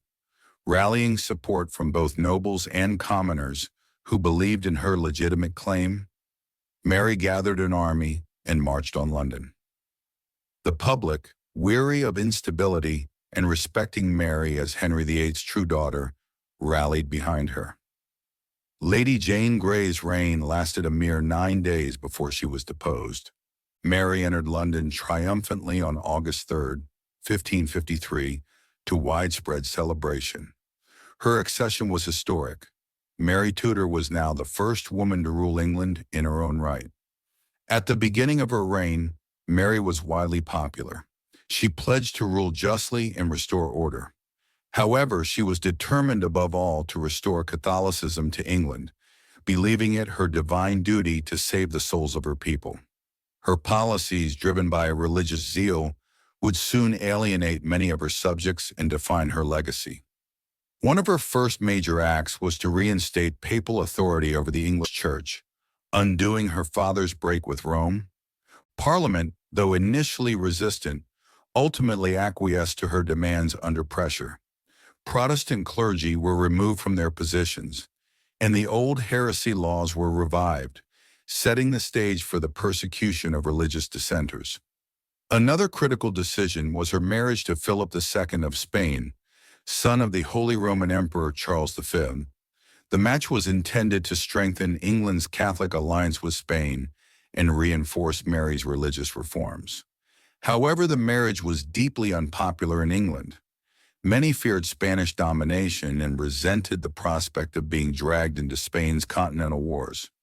Mary's stubborn insistence on the marriage, despite widespread opposition, sparked Wyatt's Rebellion in 1554, a major uprising that was quickly suppressed but revealed the depth of discontent. Mary's failure to produce an heir further destabilized her position. She experienced at least 2 phantom pregnancies, periods when she showed signs of pregnancy but ultimately gave birth to nothing. These false pregnancies shattered her hopes of securing a Catholic succession and emboldened Protestant factions at court. Frustrated and desperate to restore Catholic orthodoxy, Mary sanctioned the persecution of Protestants with increasing ferocity. Between 1555 and 1558, nearly 300 Protestants were burned at the stake for heresy, including prominent figures like Archbishop Thomas Cranmer, who had helped engineer her parents' divorce and had been a principal architect of the English Reformation. These executions, often public and brutal, shocked the nation and turned public sentiment against Mary. The burnings were intended to stamp out heresy, but they had the opposite effect. Protestant martyrs' stories circulated widely, strengthening the resolve of the Reformation. The horror of the executions earned Mary the nickname Bloody Mary, a label that would endure long after her death and shape her historical reputation. Meanwhile, Mary's political fortunes continued to decline. Her marriage to Philip II brought England into conflict with France. In 1558, English forces lost Calais, England's last possession on the European mainland, a humiliating defeat that deeply grieved Mary. It is said that she lamented on her deathbed that when she died, they would find Calais engraved on her heart. Mary's health deteriorated rapidly in 1558. Suffering from what was likely uterine or ovarian cancer, she grew increasingly frail and despondent. Realizing her end was near and having no heir, she named her half-sister Elizabeth as her successor. On November 17, 1558, Mary died at St. James's Palace at the age of 42. She was buried in Westminster Abbey. In death, Mary left behind a complicated and controversial legacy. She had restored Catholicism briefly, but failed to root it permanently in England.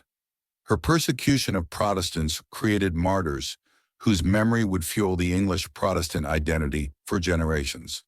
Her reign was remembered as one of tyranny and intolerance, especially when compared to the golden age that followed under Elizabeth I. Yet in recent years, historians have reassessed Mary's reign with greater nuance. They recognize her significant achievements. She strengthened the financial administration of the kingdom, reformed the navy, and laid groundwork in government that would benefit her successors. Moreover, as the first queen regnant, she shattered centuries of tradition, proving that a woman could rule England in her own right. Mary Tudor was a complex figure, a woman of profound personal faith and resilience who battled tremendous odds to claim her throne, but whose inability to compromise and whose zealotry led to tragedy. She ruled not with political cunning, but with conviction, believing utterly in the righteousness of her cause. In doing so, she left an indelible mark on English history, one written in both fire and blood. Elizabeth I, born on September 7, 1533, at Greenwich Palace, entered the world under a cloud of political anxiety. As the daughter of Henry VIII and his second wife, Anne Boleyn, Elizabeth's birth was met with disappointment. Her father had long desired a male heir. Yet despite the turbulent circumstances of her early life, Elizabeth would ascend the throne to become one of the most iconic monarchs in history, a symbol of strength, intellect, and resilience, who presided over a golden age of English culture and influence. Elizabeth's childhood was shaped by the dramatic downfall of her mother. When Elizabeth was just 2.5 years old, Anne Boleyn was arrested, tried, and executed on charges of adultery, incest, and treason, charges many historians believe were fabricated. After Anne's death, Elizabeth was declared illegitimate, stripped of her title as princess, and relegated to a precarious existence on the fringes of court life. Despite her reduced status, Elizabeth received an exceptional education. Under the guidance of scholars such as Roger Ascham and William Grindal, she became fluent in Latin, Greek, French, and Italian, and was well-versed in history, rhetoric, and theology. Her keen intellect and sharp wit were evident from an early age, qualities that would later define her rule. Unlike many royal women of her time, Elizabeth was trained to think independently and strategically. The reigns of her half-siblings, Edward VI and Mary I, proved to be times of great danger for Elizabeth. Under Edward's Protestant regime, she lived quietly, avoiding political entanglements. However, under Mary I, a devout Catholic determined to eradicate Protestantism, Elizabeth's position became perilous. She was seen as a rallying point for Protestant opposition and was imprisoned in the Tower of London for a time, suspected of involvement in Wyatt's rebellion. Though Mary ultimately released her, Elizabeth knew her survival depended on careful, calculated conduct. When Mary died childless in November 1558, Elizabeth ascended the throne at the age of 25. Her coronation on January 15, 1559, was a lavish and symbolic affair, signaling a new era for England. Elizabeth inherited a kingdom riven by religious divisions, financial woes, and international uncertainty. The challenges were immense, but Elizabeth proved to be a masterful leader, balancing pragmatism with charisma.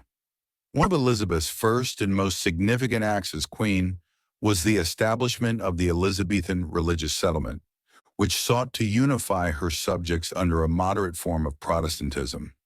Through the Act of Supremacy, 1559, she reasserted the monarch's authority over the Church of England, while the Act of Uniformity, 1559, mandated the use of a revised Book of Common Prayer.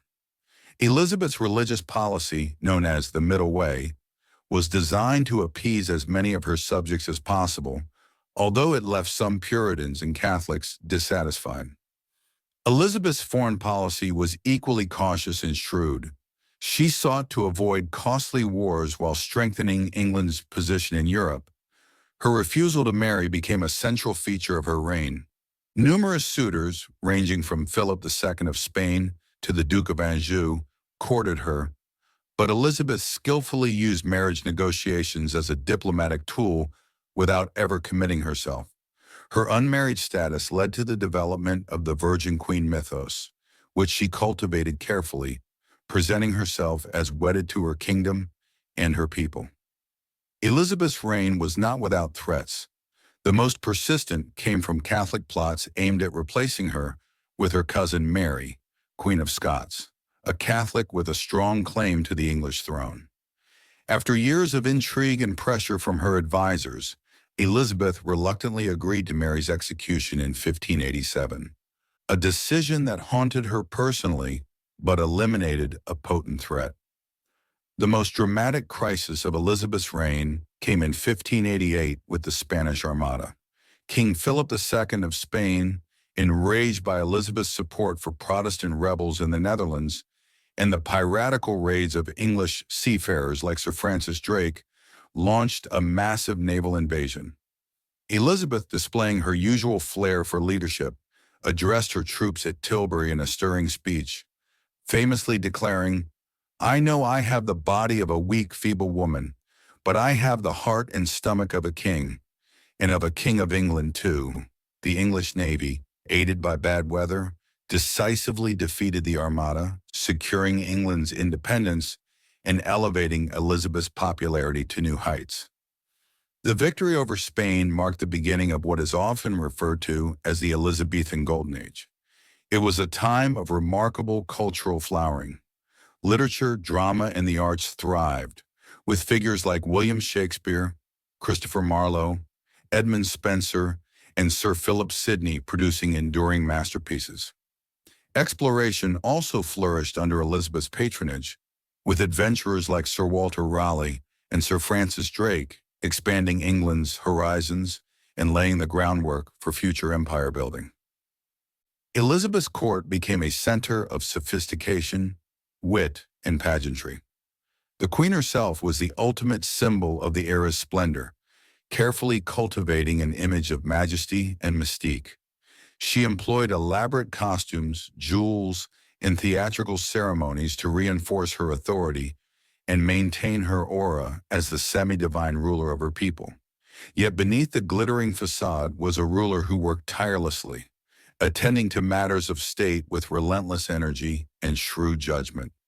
As Elizabeth aged, the question of succession became increasingly pressing. With no husband or children, she left no clear heir. Her later years were marked by the decline of her trusted inner circle.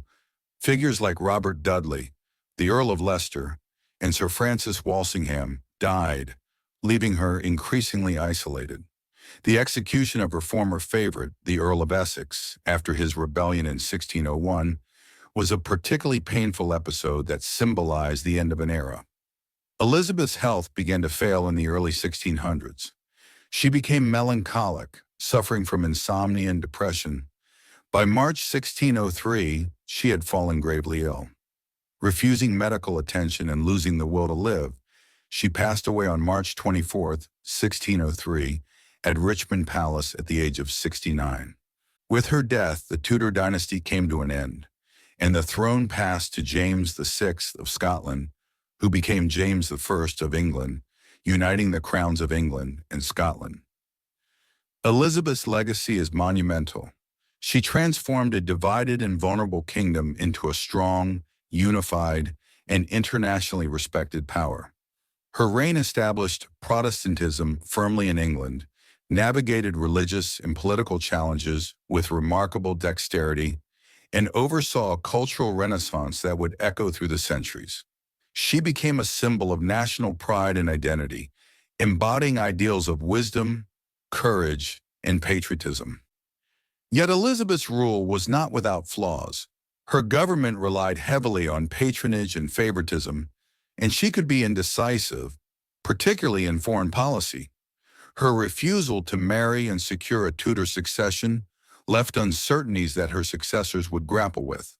Moreover, her policies toward Ireland, marked by brutal suppression and colonization, cast a darker shadow over her reign.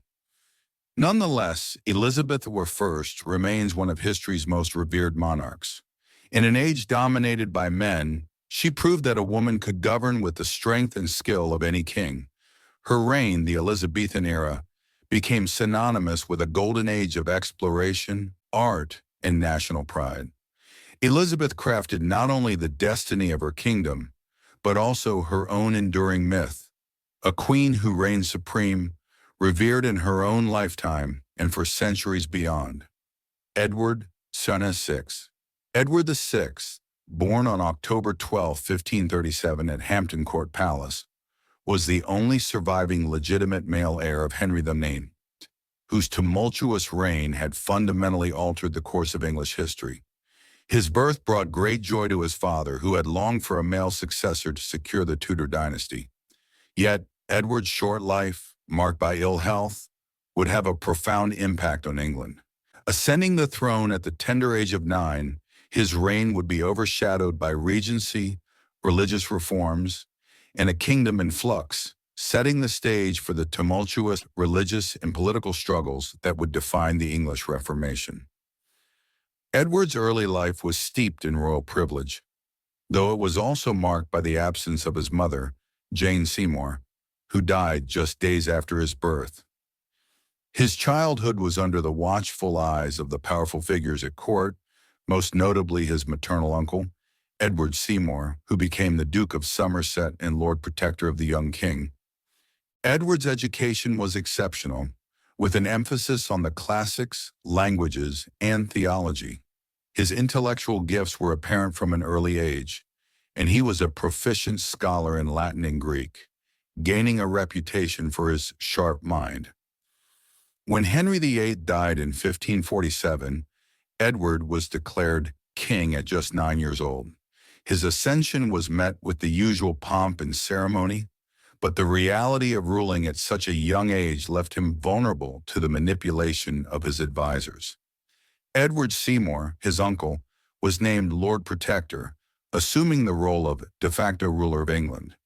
Seymour, though initially popular, faced challenges in managing the complex religious and political landscape that Henry VIII's reforms had set into motion. The kingdom was deeply divided between Protestants and Catholics, and the rise of religious extremism only intensified the pressure on the monarchy. Edward VI's reign was characterized by the continuation and radicalization of the religious reforms begun under his father. Henry VIII split from Rome, and the creation of the Church of England had already altered the religious fabric of the nation, but Edward, who was deeply influenced by Protestant reformers, took these changes much further. In 1549, the Book of Common Prayer was introduced, mandating the use of English in worship and promoting a more Protestant liturgy.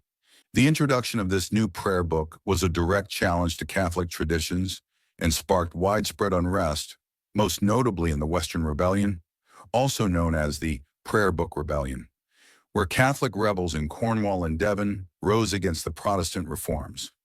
The religious turmoil was further fueled by the Act of Uniformity, passed in 1549, which imposed the use of the Book of Common Prayer and further outlawed traditional Catholic practices.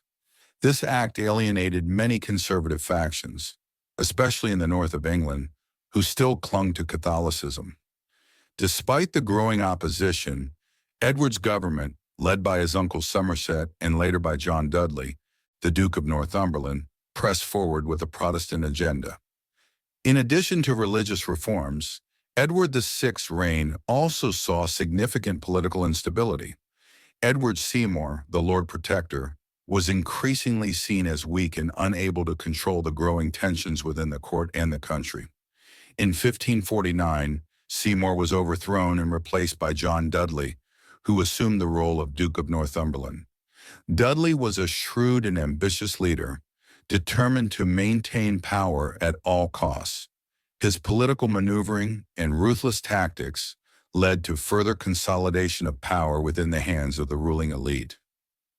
Northumberland's influence over Edward grew during the later years of his reign, and under his guidance, Edward moved decisively toward a more radical Protestantism. One of the most controversial and consequential acts of Edward's government was the attempt to alter the line of succession. In 1553, as Edward's health deteriorated, Northumberland devised a plan to bypass his half-sisters, Mary and Elizabeth, both of whom were Catholic, and secure the throne for Lady Jane Grey, a Protestant cousin. This move, which was both politically motivated and rooted in the desire to ensure the continuation of Protestant reforms, set the stage for one of the most dramatic and tragic episodes in English history. Edward VI's health had always been fragile. He had suffered from frequent bouts of illness throughout his life, and by 1553, he was gravely ill with what was likely tuberculosis. As his condition worsened, he named Lady Jane Grey as his successor, bypassing his half-sisters, Mary and Elizabeth, in an attempt to ensure that Protestantism would survive in England. However, Edward's death, which came on July 6, 1553, set off a chain of events that would unravel his carefully laid plans. Though Edward's death was expected, his succession plan did not go as intended. On his deathbed, Edward's will was read, and Lady Jane Grey was proclaimed Queen by Northumberland. The news of Edward's death, however, quickly reached Mary, his Catholic half-sister, who had been excluded from the succession. With the support of many Catholics and the general populace, Mary declared herself queen and marched on London with an army. Within days, Lady Jane Grey was deposed, and Mary I was crowned as queen. The political and religious implications of this moment were profound, and it marked the end of the Protestant experiment under Edward VI. Edward VI's reign was short but consequential. Though he ruled for only 6 years, his reign saw the acceleration of the Protestant Reformation in England.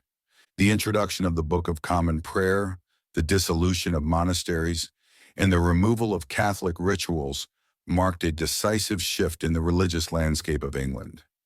Edward's reign set the stage for the future religious conflicts of the Tudor dynasty, which would come to a head during the reign of his sister, Mary I, and later, Elizabeth I. Despite his early death, Edward's legacy is significant, particularly in the realm of religious reform. While his reign was marked by instability and political infighting, his reforms were foundational to the Church of England's eventual establishment as a Protestant institution. His attempts to push Protestantism further than his father had dared, although controversial, left a lasting impact on the English Church and the broader Reformation movement in Europe. Yet Edward's legacy is also marked by the tragic nature of his life. A boy king, burdened by political and religious pressures beyond his years, his reign was defined by regency, manipulation, and his untimely death at the age of 15. Edward's fragile health, which had been evident throughout his life, contributed to his early demise and left the kingdom in turmoil. His attempts to secure a Protestant succession ended in failure, and the political machinations surrounding his death would forever mark his reign as one of the most dramatic episodes in English history.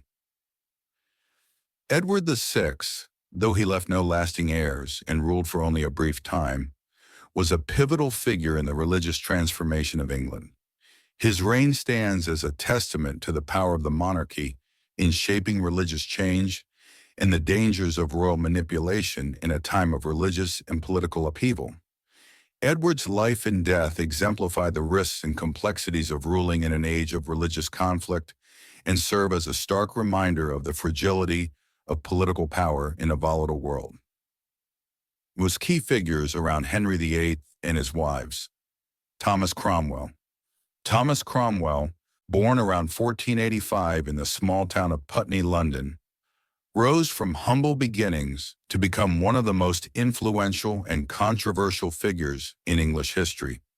His career spanned the reign of Henry VIII, a monarch whose own reign was marked by radical religious upheaval, political intrigue, and dynastic struggles. Cromwell's rise to power was meteoric, fueled by his remarkable intelligence, legal expertise, and strategic acumen.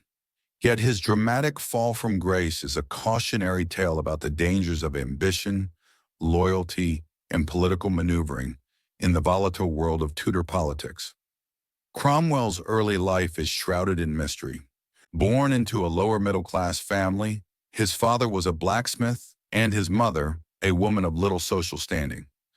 Little is known of his childhood, but by his early 20s, Cromwell had left England for the continent, seeking to improve his prospects. His time in Italy and the Low Countries exposed him to the Renaissance humanist ideas that would later influence his political and administrative work. Upon returning to England, Cromwell entered the service of the prominent lawyer and statesman Cardinal Wolsey, who was the king's chief advisor. It was under Wolsey that Cromwell's political skills were honed and his ambitions were ignited. During his time at Wolsey's side, Cromwell was exposed to the intricacies of royal governance and statecraft. He became instrumental in Wolsey's administrative machinery, playing a significant role in the cardinal's legal and diplomatic endeavors.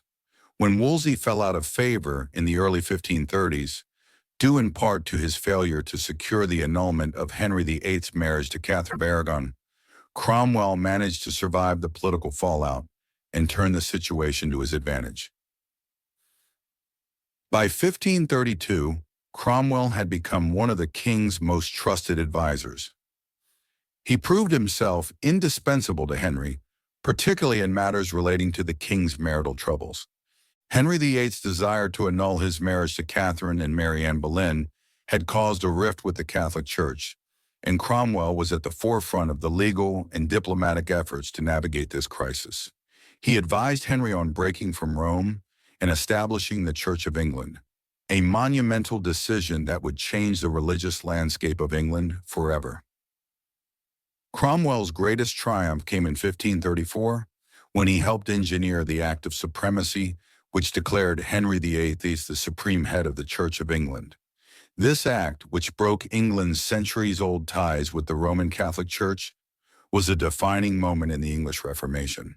Cromwell, a staunch Protestant, was a key architect of this separation, and he used his growing influence to implement a series of radical religious reforms.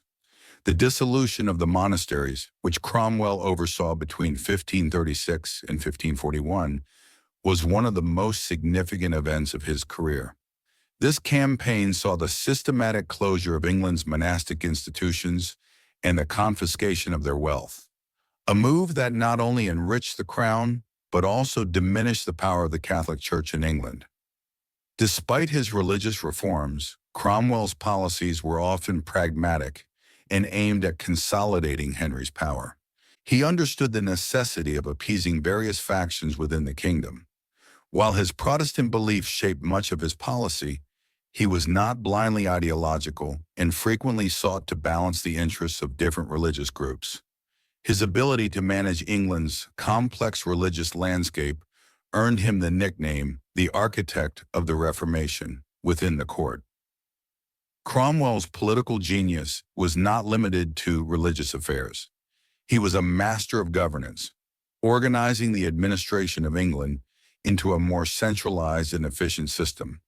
He streamlined royal finances, reformed the legal system, and played a key role in securing England's foreign policy objectives. His influence extended to matters of diplomacy, where he deftly managed England's relationships with other European powers, particularly with the Holy Roman Emperor and the French. Cromwell also helped secure Henry's marriage to Anne of Cleves in 1540, a union that ultimately proved disastrous, but demonstrated Cromwell's ability to navigate the complex political marriage market. However, Cromwell's rise to power was as precarious as it was rapid. Despite his administrative prowess and the successes of his reforms, he faced growing opposition from factions within the court. Some of the nobility resented his rise from humble origins, and many viewed his Protestant beliefs with suspicion. Furthermore, his enemies at court, including Thomas Howard, the Duke of Norfolk, and other conservative figures, began to conspire against him. In 1540, Cromwell's political downfall came swiftly. His orchestrated marriage to Anne of Cleves was a catastrophe. Henry VIII, who had been persuaded to marry Anne for political reasons, found her physically unattractive, and the marriage was annulled after just 6 months. Cromwell, whose reputation had been closely tied to the marriage, became a scapegoat for the failure. His enemies seized the opportunity to strike, and within months Cromwell was arrested on charges of treason and heresy. He was imprisoned in the Tower of London and, despite his earlier services to the crown, was executed by beheading on July 28, 1540. Cromwell's fall from grace was swift and brutal, but it was also a reflection of the volatile nature of Tudor politics. The execution of Thomas Cromwell, once one of the most powerful men in England, symbolized the ever-shifting allegiances and the precariousness of holding power in the Tudor court. His death marked the end of an era of reform and centralization that had transformed England's political and religious landscape. Despite his fall from power, Thomas Cromwell left an enduring legacy. His role in the English Reformation cannot be overstated. As one of the primary architects of the break with Rome, Cromwell ensured that Protestantism would take root in England, shaping the religious future of the kingdom for centuries to come. His work in centralizing the English state and streamlining governance laid the foundation for a more modern, bureaucratic system of rule. Moreover, his vision of a strong, centralized monarchy helped shape the English state, although his downfall revealed the dangers of centralization and the fragility of political power.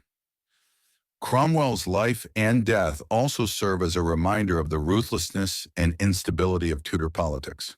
His rise to power was not the result of noble birth or royal blood, but of talent, ambition, and opportunism. Yet in the treacherous world of the Tudor court, even the most brilliant and capable could fall from grace if they made too many enemies or failed to secure their position. Cromwell's dramatic rise and fall epitomized the dangerous interplay of politics, religion, and personal ambition that defined the Tudor era. Today, Cromwell's legacy is hotly debated. Some view him as a visionary who helped transform England into a modern, centralized state, while others see him as a ruthless opportunist who betrayed his principles in his quest for power. His role in the dissolution of the monasteries, the establishment of the Church of England, and the political and religious upheaval of the period makes him one of the most significant figures of the English Reformation. Yet his ultimate fate, execution at the hands of his once loyal king, serves as a stark reminder of the perils of ambition and the fickleness of royal favor. Thomas More. Thomas More, born in London in 1478, was one of the most prominent English statesmen, humanists, and scholars of the early 16th century. His life, marked by intellectual achievement, unwavering religious conviction, and tragic martyrdom, provides a compelling narrative of the complex intersection between faith, politics, and personal integrity during a time of profound upheaval in English history. Best known for his role in resisting King Henry VIII's break from the Roman Catholic Church, More's life and legacy continue to be subjects of admiration and debate. both for his intellectual contributions and his staunch adherence to his principles, even in the face of death. More was born into a well-established but not aristocratic family. His father, Sir John More, was a successful lawyer, and his mother, Agnes, was the daughter of a prosperous merchant. More's education began at St. Anthony's School in London, where he received an education that included Latin, rhetoric, and classical studies, all of which would later serve him in his academic, legal, and political careers. He went on to study at Oxford University, where he was introduced to humanist ideas, which would profoundly shape his intellectual development and worldview. Influenced by the likes of Erasmus, More became an ardent advocate of Christian humanism, a movement that sought to reconcile classical learning with religious faith. More's career began in law, following the footsteps of his father, who was a well-respected lawyer. By the age of 26, More had already become a barrister, and his legal career flourished as he gained a reputation for being a sharp, diligent, and honest lawyer. His early career was marked by his devotion to learning and moral philosophy, particularly the works of St. Augustine and the Church Fathers, which influenced his deep religious convictions. However, his most famous work, Utopia, 1516, would become his intellectual legacy. In this seminal work, More critiques the social, political, and economic conditions of Europe, imagining an ideal society built on reason, justice, and shared communal responsibility. The work was widely praised for its innovative exploration of social issues, though it also raised questions about the possibility of perfect human societies, a theme that would become important in More's own life and work. More's public life truly began when he entered the service of King Henry VIII, who appointed him as a counselor in 1516. More quickly became trusted advisor to the king, known for his wisdom, eloquence, and political acumen. His career in the royal court was one of success, and he rose to the position of Lord Chancellor of England in 1529. As Lord Chancellor, More was tasked with overseeing the legal administration of the kingdom, and he used his position to champion justice and fairness. He was deeply committed to the welfare of the people, striving to maintain peace and order within the kingdom. However, it was his role in the political and religious upheavals of Henry VIII's reign that would make him most famous. Henry VIII's break with the Roman Catholic Church, driven by his desire to annul his marriage to Catherine of Aragon and Mary Anne Boleyn, marked a critical turning point in both English and world history. More, a devout Catholic, found himself in direct opposition to the king's actions. Henry's establishment of the Church of England, with himself as its supreme head, was anathema to More, who believed that the authority of the Pope in the Catholic Church was divinely ordained and unbreakable. More's opposition to the king's decision was rooted not only in religious conviction, but also in a deep commitment to the idea of papal authority and the sacredness of marriage. For More, the king's actions were not merely a political maneuver. They were a fundamental attack on the teachings of the Catholic Church and the moral order of the universe. In 1532, More resigned from his position as Lord Chancellor rather than support the king's actions. His resignation was a courageous stand, as it placed him in direct opposition to the most powerful man in England. However, More's stand was not one of mere obstinacy or political defiance. It was based on a deep moral conviction that the king's actions were wrong. His refusal to take the oath of supremacy in 1534, which recognized Henry as the supreme head of the Church of England, was the final straw in his relationship with the king. More's steadfastness in the face of royal pressure was seen as both a personal betrayal by Henry and a dangerous challenge to the monarchy's newly claimed authority. More's imprisonment began in 1534, and he was held in the Tower of London on charges of treason. His trial in 1535 was a deeply flawed legal proceeding, conducted with the express aim of convicting him and silencing his resistance to the king's actions. The prosecution relied heavily on the fact that More had refused to swear the oath of supremacy and had privately opposed the king's divorce and remarriage. Despite his unwavering loyalty to the crown, More's refusal to acknowledge Henry as the head of the church was considered treasonous. During his trial, More remained calm and resolute, denying that he had ever directly opposed the king's actions, but asserting that his conscience would not allow him to accept the king's religious authority. On July 6, 1535, Thomas More was found guilty of treason and sentenced to death. The sentence was a stark reminder of the perilous nature of standing up to the monarchy in Tudor England. More's execution was carried out by beheading, a fate that had become common for those who dared challenge the king's will. Despite the brutal nature of his death, More remained composed and even prayed for the king in his final moments. His last words, "I die the king's faithful servant, but God's first," encapsulated his deep devotion to both his faith and his monarch, even though he could not, in good conscience, support the king's religious reforms.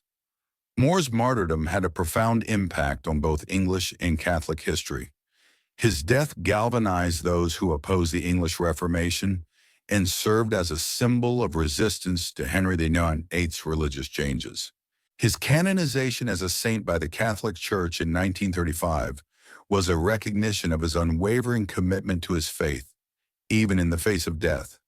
For Catholics, More became a symbol of the ultimate sacrifice for religious conviction, while for Protestants, his legacy was a reminder of the complex and often contentious religious struggles that defined the Reformation era. In addition to his role as a martyr, More's intellectual contributions continue to resonate today. Utopia, his most famous work, remains one of the most influential political works of the Renaissance. The book's exploration of the ideal society, with its emphasis on reason, justice, and equality, has influenced political thought for centuries. Though More's vision of a perfect society was heavily influenced by his Catholic faith, his ideas about governance, justice, and the role of the state have left a lasting legacy in the world of political philosophy. More's life also exemplifies the tension between personal conviction and political reality. He was a man who sought to balance his loyalty to the crown with his deep religious beliefs. But ultimately, his commitment to his faith proved more powerful than his desire to serve the king. His tragic end is a reminder of the often devastating consequences of standing up for one's principles in a world dominated by political power and religious turmoil. More's life and death stand as a testament to the enduring struggle between faith and power, and his legacy as a martyr and a scholar endures to this day. George Boleyn. George Boleyn, born in 1504, was the brother of Anne Boleyn, the second wife of King Henry VIII and mother of Queen Elizabeth I. Despite his close familial ties to some of the most famous figures in Tudor history, George's life and tragic death are often overshadowed by the more well-known stories of his sister Anne and his infamous brother-in-law, Henry VIII. However, George's brief and tumultuous life provides important insight into the inner workings of Tudor court politics, the dangers of royal favor, and the precariousness of survival in the treacherous world of Henry VIII's court. George Boleyn was born to Thomas Boleyn, the first Earl of Wiltshire, and Elizabeth Howard, part of the influential Howard family. The Boleyns were a well-established family in English aristocracy, and George, along with his siblings Anne, Mary, and their younger sister, would benefit from a privileged upbringing. Like many young men of noble birth, George was educated at the finest institutions of the time, and he traveled abroad to complete his education. His time in France, where he studied at the University of Paris and interacted with the French court, exposed him to the culture, politics, and courtly manners of European aristocracy. This would prove useful later when he entered the service of the English court. George's early career was largely shaped by his family's position in court. The Boleyns were ambitious and cultivated relationships with powerful figures in the English court, and George was no exception. He entered Henry VIII's service in the early 1520s, and by 1525, he had become a member of the royal household. His sister Anne had already begun to capture Henry's attention, and George, as a trusted courtier, benefited from the rising fortunes of his family. George was well-educated, intelligent, and skilled in the ways of diplomacy and court politics. His charm and good looks made him a popular figure at court, and he soon found himself in the inner circle of the king's court. Despite being well-liked and respected at court, George's true rise to prominence came as a result of his sister Anne's ascent to the king's affections. Henry VIII's infatuation with Anne Boleyn was well documented, and their relationship would eventually lead to the downfall of his first marriage to Catherine of Aragon and the establishment of the Church of England.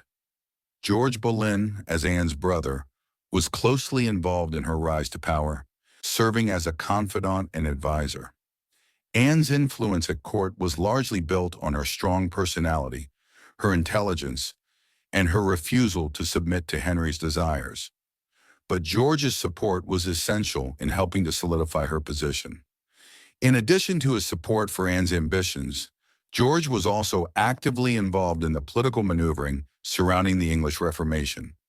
The Boleyn family's Protestant leanings, particularly George's, played a key role in shaping the religious policies of Henry VIII's court. George was known to be a supporter of reformist ideas, although his exact beliefs remain a subject of historical debate. He was one of the prominent figures advocating for the abolition of the papal authority in England, a stance that aligned with his sister's influence on the king. By late 1530s, George was firmly entrenched in the royal court and had acquired a number of prestigious titles. He was appointed to various diplomatic missions and served as the king's ambassador to foreign courts, including France and the Low Countries. His diplomatic efforts, along with his familial connection to Anne, kept him in favor with the king for a time. However, as the political climate at court shifted, George's fortunes would change dramatically. In 1536, Anne Boleyn's star began to fall. Her failure to produce a male heir for Henry and her increasingly evident ambition for power caused a rift between her and the king. In May of that year, Anne was arrested and charged with adultery, incest, and treason, among other offenses.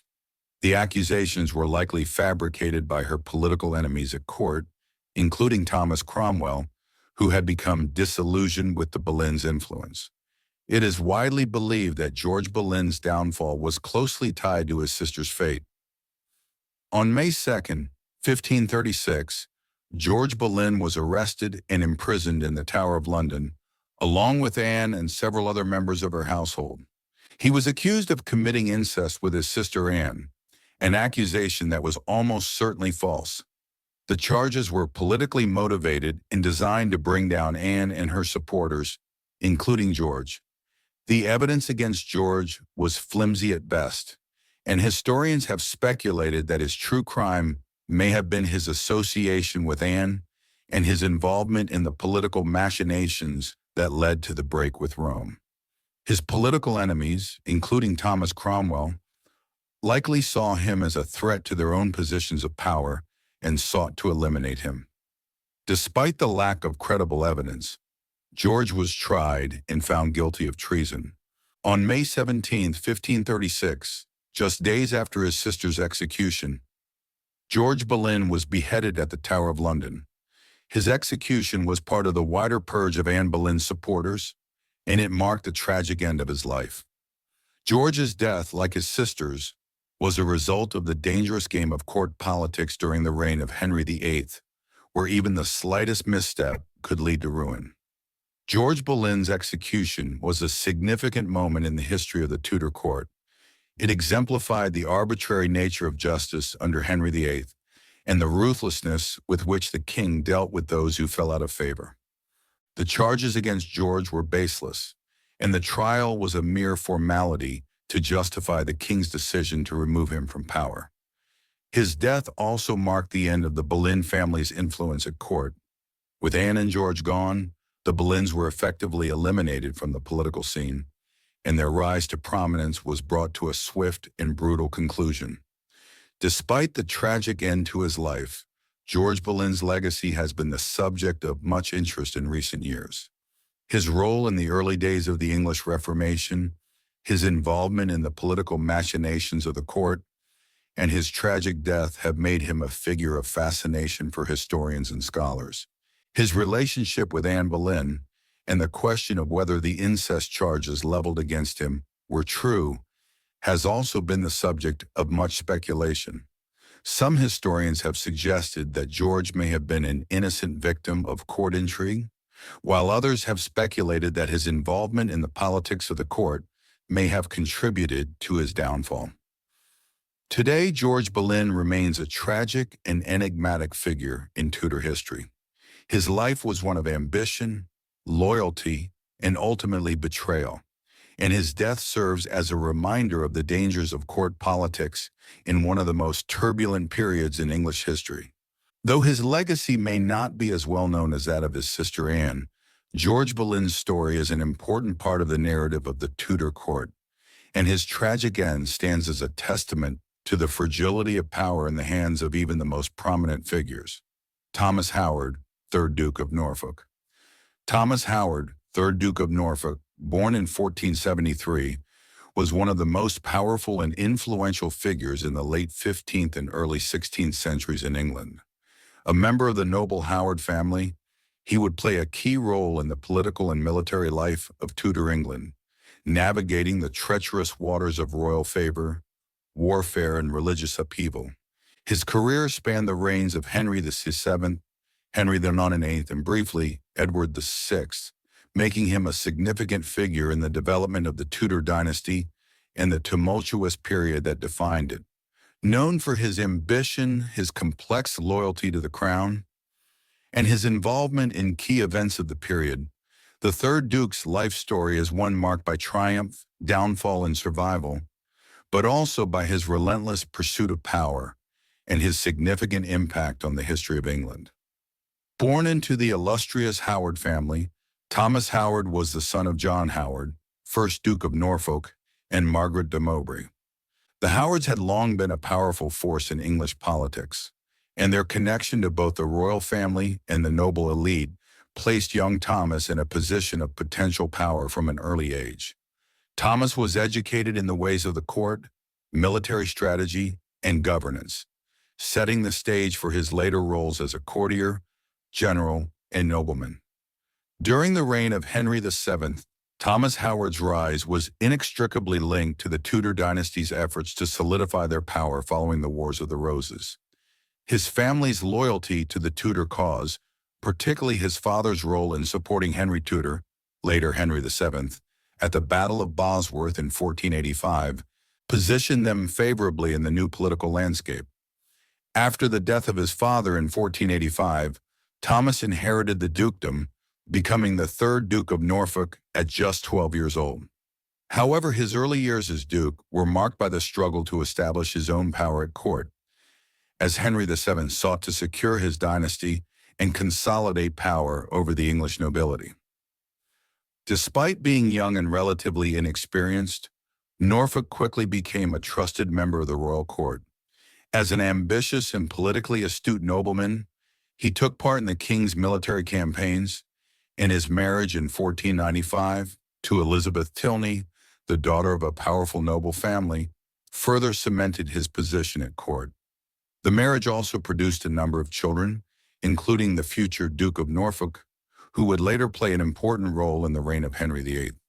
In the early years of Henry V's reign, Norfolk was a loyal supporter of the king, though the political landscape was shifting, and by the time Henry VIII ascended to the throne in 1509, Norfolk would find himself caught in a turbulent period of English history. As a trusted advisor to Henry VIII, Norfolk played a crucial role in the king's early reign. The king, a charismatic and ambitious monarch, sought to establish his own power and to secure his position both domestically and abroad. Norfolk, a seasoned courtier, was able to navigate these challenges with a keen sense of strategy, serving as an important figure in the administration of Henry's government. His loyalty to the king helped him maintain a prominent position in the court, and he was soon appointed to key military and diplomatic positions, including leading England's military efforts in the early stages of the wars with France and Scotland. Norfolk's involvement in military campaigns was one of the most defining aspects of his career.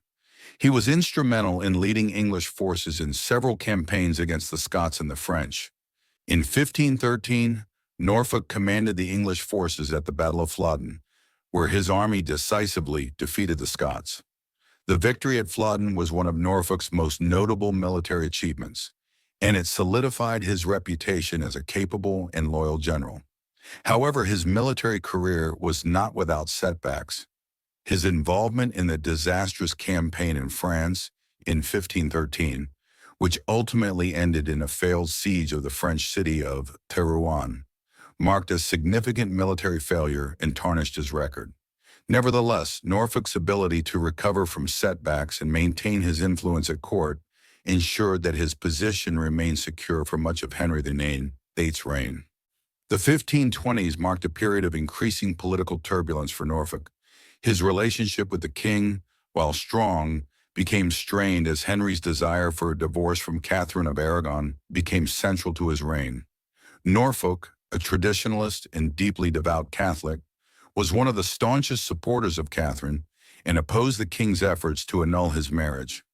This opposition placed Norfolk in direct conflict with other members of the court, most notably Thomas Cromwell, who was a key ally of the king in the divorce proceedings.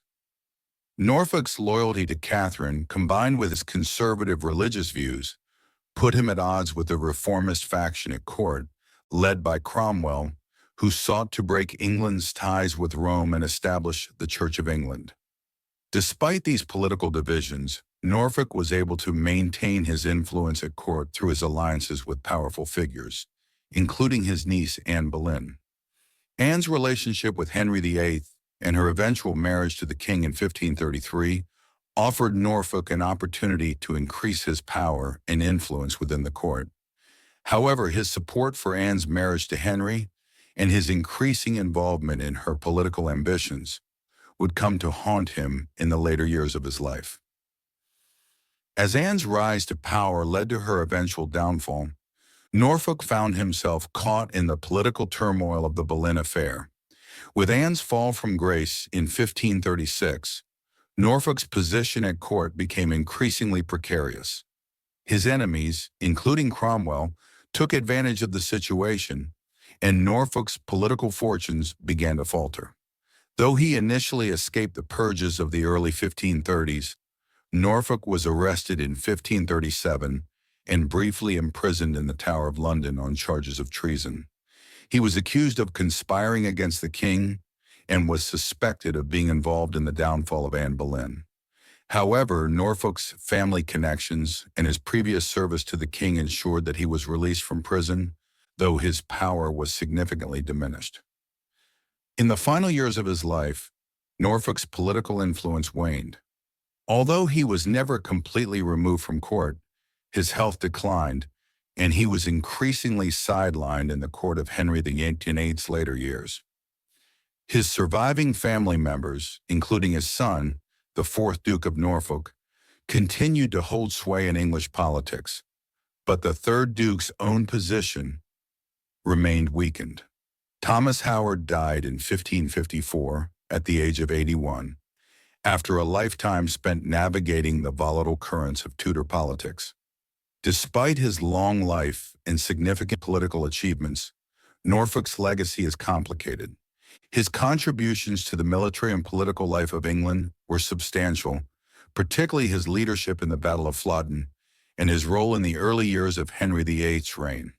However, his opposition to the king's divorce, his loyalty to Catherine of Aragon, and his entanglement in the Boleyn affair made him a controversial figure in the history of the Tudor court.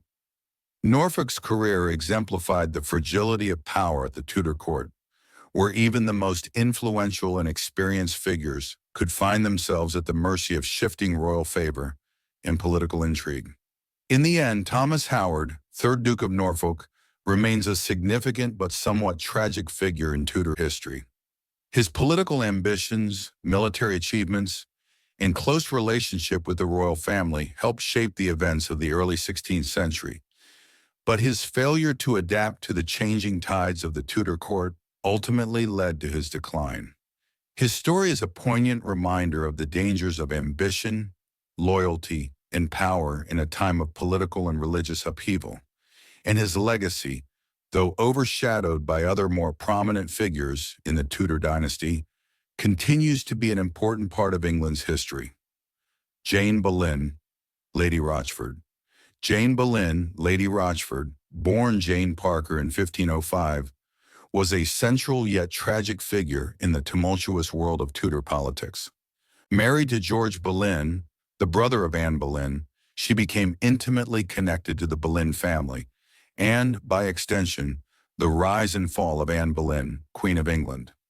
Jane's life is often seen as a tale of ambition, betrayal, and ultimate tragedy, marked by her role in the downfall of her husband and sister-in-law. As Lady Rochford, she would become an infamous figure, her legacy forever tainted by her involvement in the conspiracy that led to the execution of Anne Boleyn and the complex and dangerous politics of the Tudor court. Born into the Parker family, Jane's early life was relatively quiet. Her father, Henry Parker, was a minor nobleman, and her mother, Alice, was the daughter of a wealthy family, providing Jane with the means for a comfortable upbringing. By all accounts, Jane was well educated, and her family was well connected within the English aristocracy. However, her ambition to rise above her modest background led her to marry George Boleyn in 1525, which would be the turning point that thrust her into the heart of the Tudor court's power struggles. George Boleyn, the brother of Anne Boleyn, was a rising star at court. He was well liked by Henry VIII, who admired his intelligence and military skills.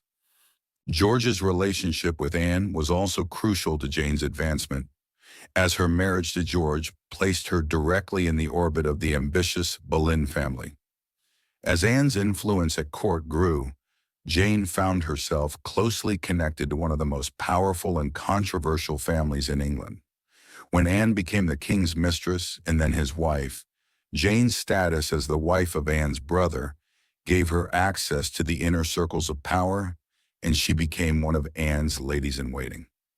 Although Jane was initially devoted to her husband and sister-in-law, her relationship with the Boleyns began to deteriorate. The first sign of this came in 1536, when George Boleyn, along with his sister Anne, was arrested on charges of treason, adultery, and incest. The charges were almost certainly fabricated, part of the political machinations engineered by Thomas Cromwell and others who sought to rid the court of the Boleyns.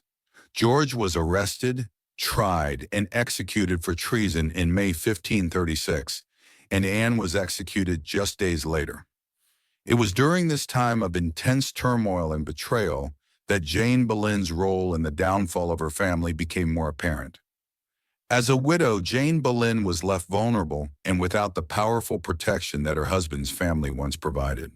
Her grief was compounded by the fact that she was now a witness to the swift and brutal dismantling of the Boleyn family. However, rather than seek refuge from the chaos, Jane chose to align herself with the very people who had engineered the downfall of her husband and sister-in-law, namely Thomas Cromwell and other key figures in Henry VIII's court. This shift in loyalty was a significant moment in Jane's life, one that would mark her as a figure willing to sacrifice familial bonds for self-preservation and ambition. In the wake of Anne and George Boleyn's executions, Jane became a figure of suspicion and intrigue. She had been present during Anne's rise to power and was one of her closest confidants. Many speculated that Jane had been complicit in the accusations against Anne, possibly offering evidence that led to her sister-in-law's execution. However, the full extent of Jane's involvement in the conspiracy remains unclear.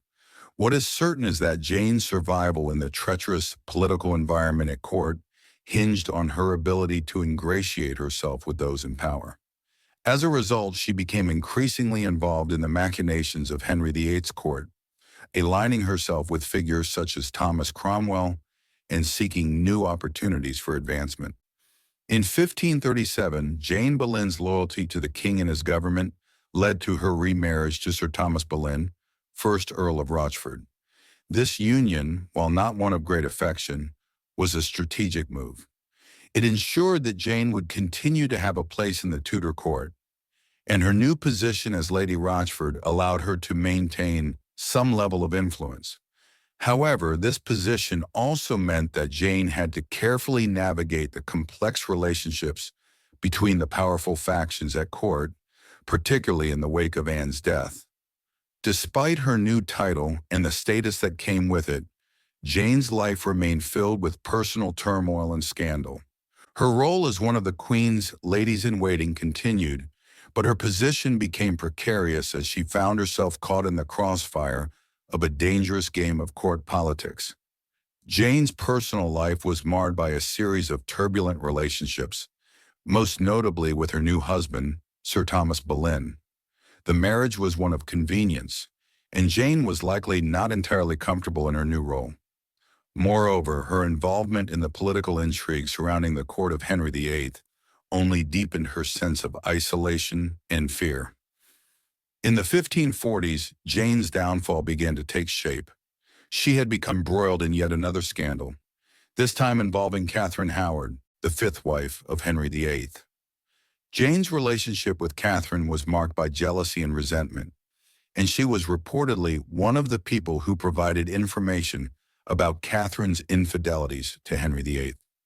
In 1542, Catherine was arrested and charged with adultery, a crime that led to her execution. Jane's involvement in the accusations against Catherine, while not entirely clear, likely played a significant role in the Queen's downfall. The culmination of Jane Boleyn's tragic story came in 1542, when she herself was arrested and charged with being involved in a conspiracy against the king. Jane was accused of plotting with the Queen's enemies, possibly as part of a broader plot to remove the king from power. She was arrested, tried, and found guilty of treason. Jane Boleyn was executed on February 13, 1542, at the Tower of London, the same fate that had befallen her sister-in-law, Anne Boleyn, more than 6 years earlier. The execution of Jane Boleyn marked the end of a life marked by ambition, betrayal, and tragedy.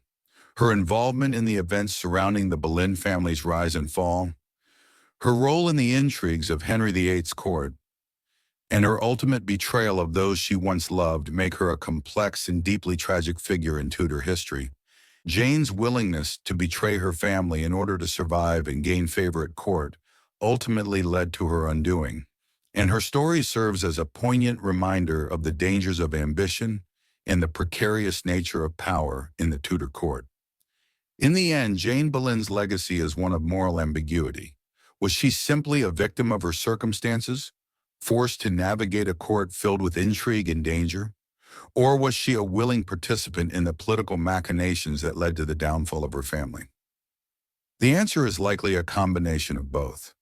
Jane Boleyn, Lady Rochford, remains a figure of fascination and tragedy in the history of Tudor England, her name forever linked to the downfall of the Boleyn family and the brutal world of Henry VIII's court. Thomas Cranmer. Thomas Cranmer, born in 1489, was one of the most significant religious figures in Tudor England. As the Archbishop of Canterbury during the reigns of Henry VIII, Edward VI, and briefly under Mary I, Cranmer played a pivotal role in shaping the course of the English Reformation. His theological writings, religious reforms, and pivotal actions in the establishment of the Church of England left a deep mark on English history. But his life also reflects the dramatic shifts in power and religious ideology that characterized the 16th century.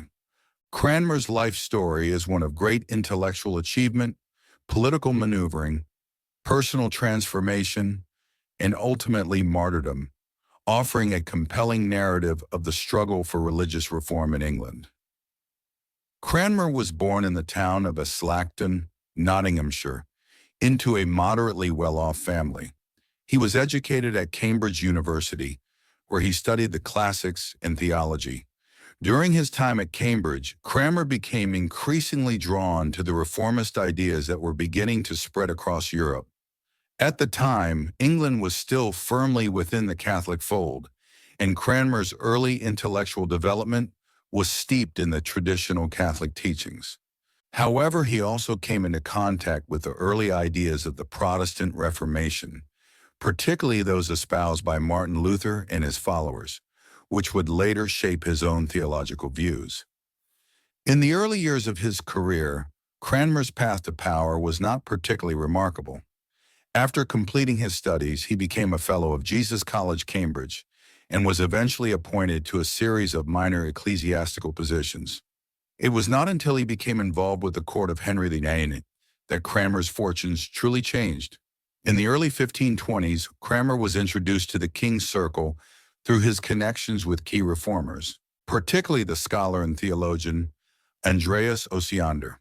Osiander was a prominent Lutheran theologian, and his ideas would later influence Cranmer's own religious beliefs. Henry VIII's desire for an annulment of his marriage to Catherine of Aragon set the stage for Cranmer's dramatic rise to power.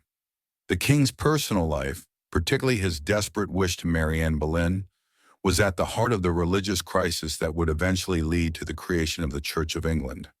When Henry's request for an annulment was denied by the Pope, Cranmer's reformist sympathies and connections made him an ideal candidate to support the king's cause. In 1529, Henry VIII sent Cranmer to Rome as part of a diplomatic mission to secure the annulment, though his real purpose was to challenge the authority of the Pope in the Catholic Church. Cranmer's key role in these negotiations would mark the beginning of his involvement in the English Reformation. In 1532, Cranmer was appointed Archbishop of Canterbury by Henry VIII, despite his relatively modest ecclesiastical experience. His appointment was part of Henry's broader strategy to break from the Catholic Church and establish a national church that was under the king's control rather than the Pope's. Cranmer's appointment was crucial in this process, as it was his approval that would make Henry's divorce from Catherine of Aragon legitimate in the eyes of the English people. Cranmer's theological shift became more pronounced as he navigated the complex political landscape of the Tudor court. Though initially a more moderate figure within the Reformation movement, Cranmer's religious views evolved over time. He increasingly embraced Protestant doctrines, including the rejection of the papacy and the supremacy of Scripture over the authority of the Church.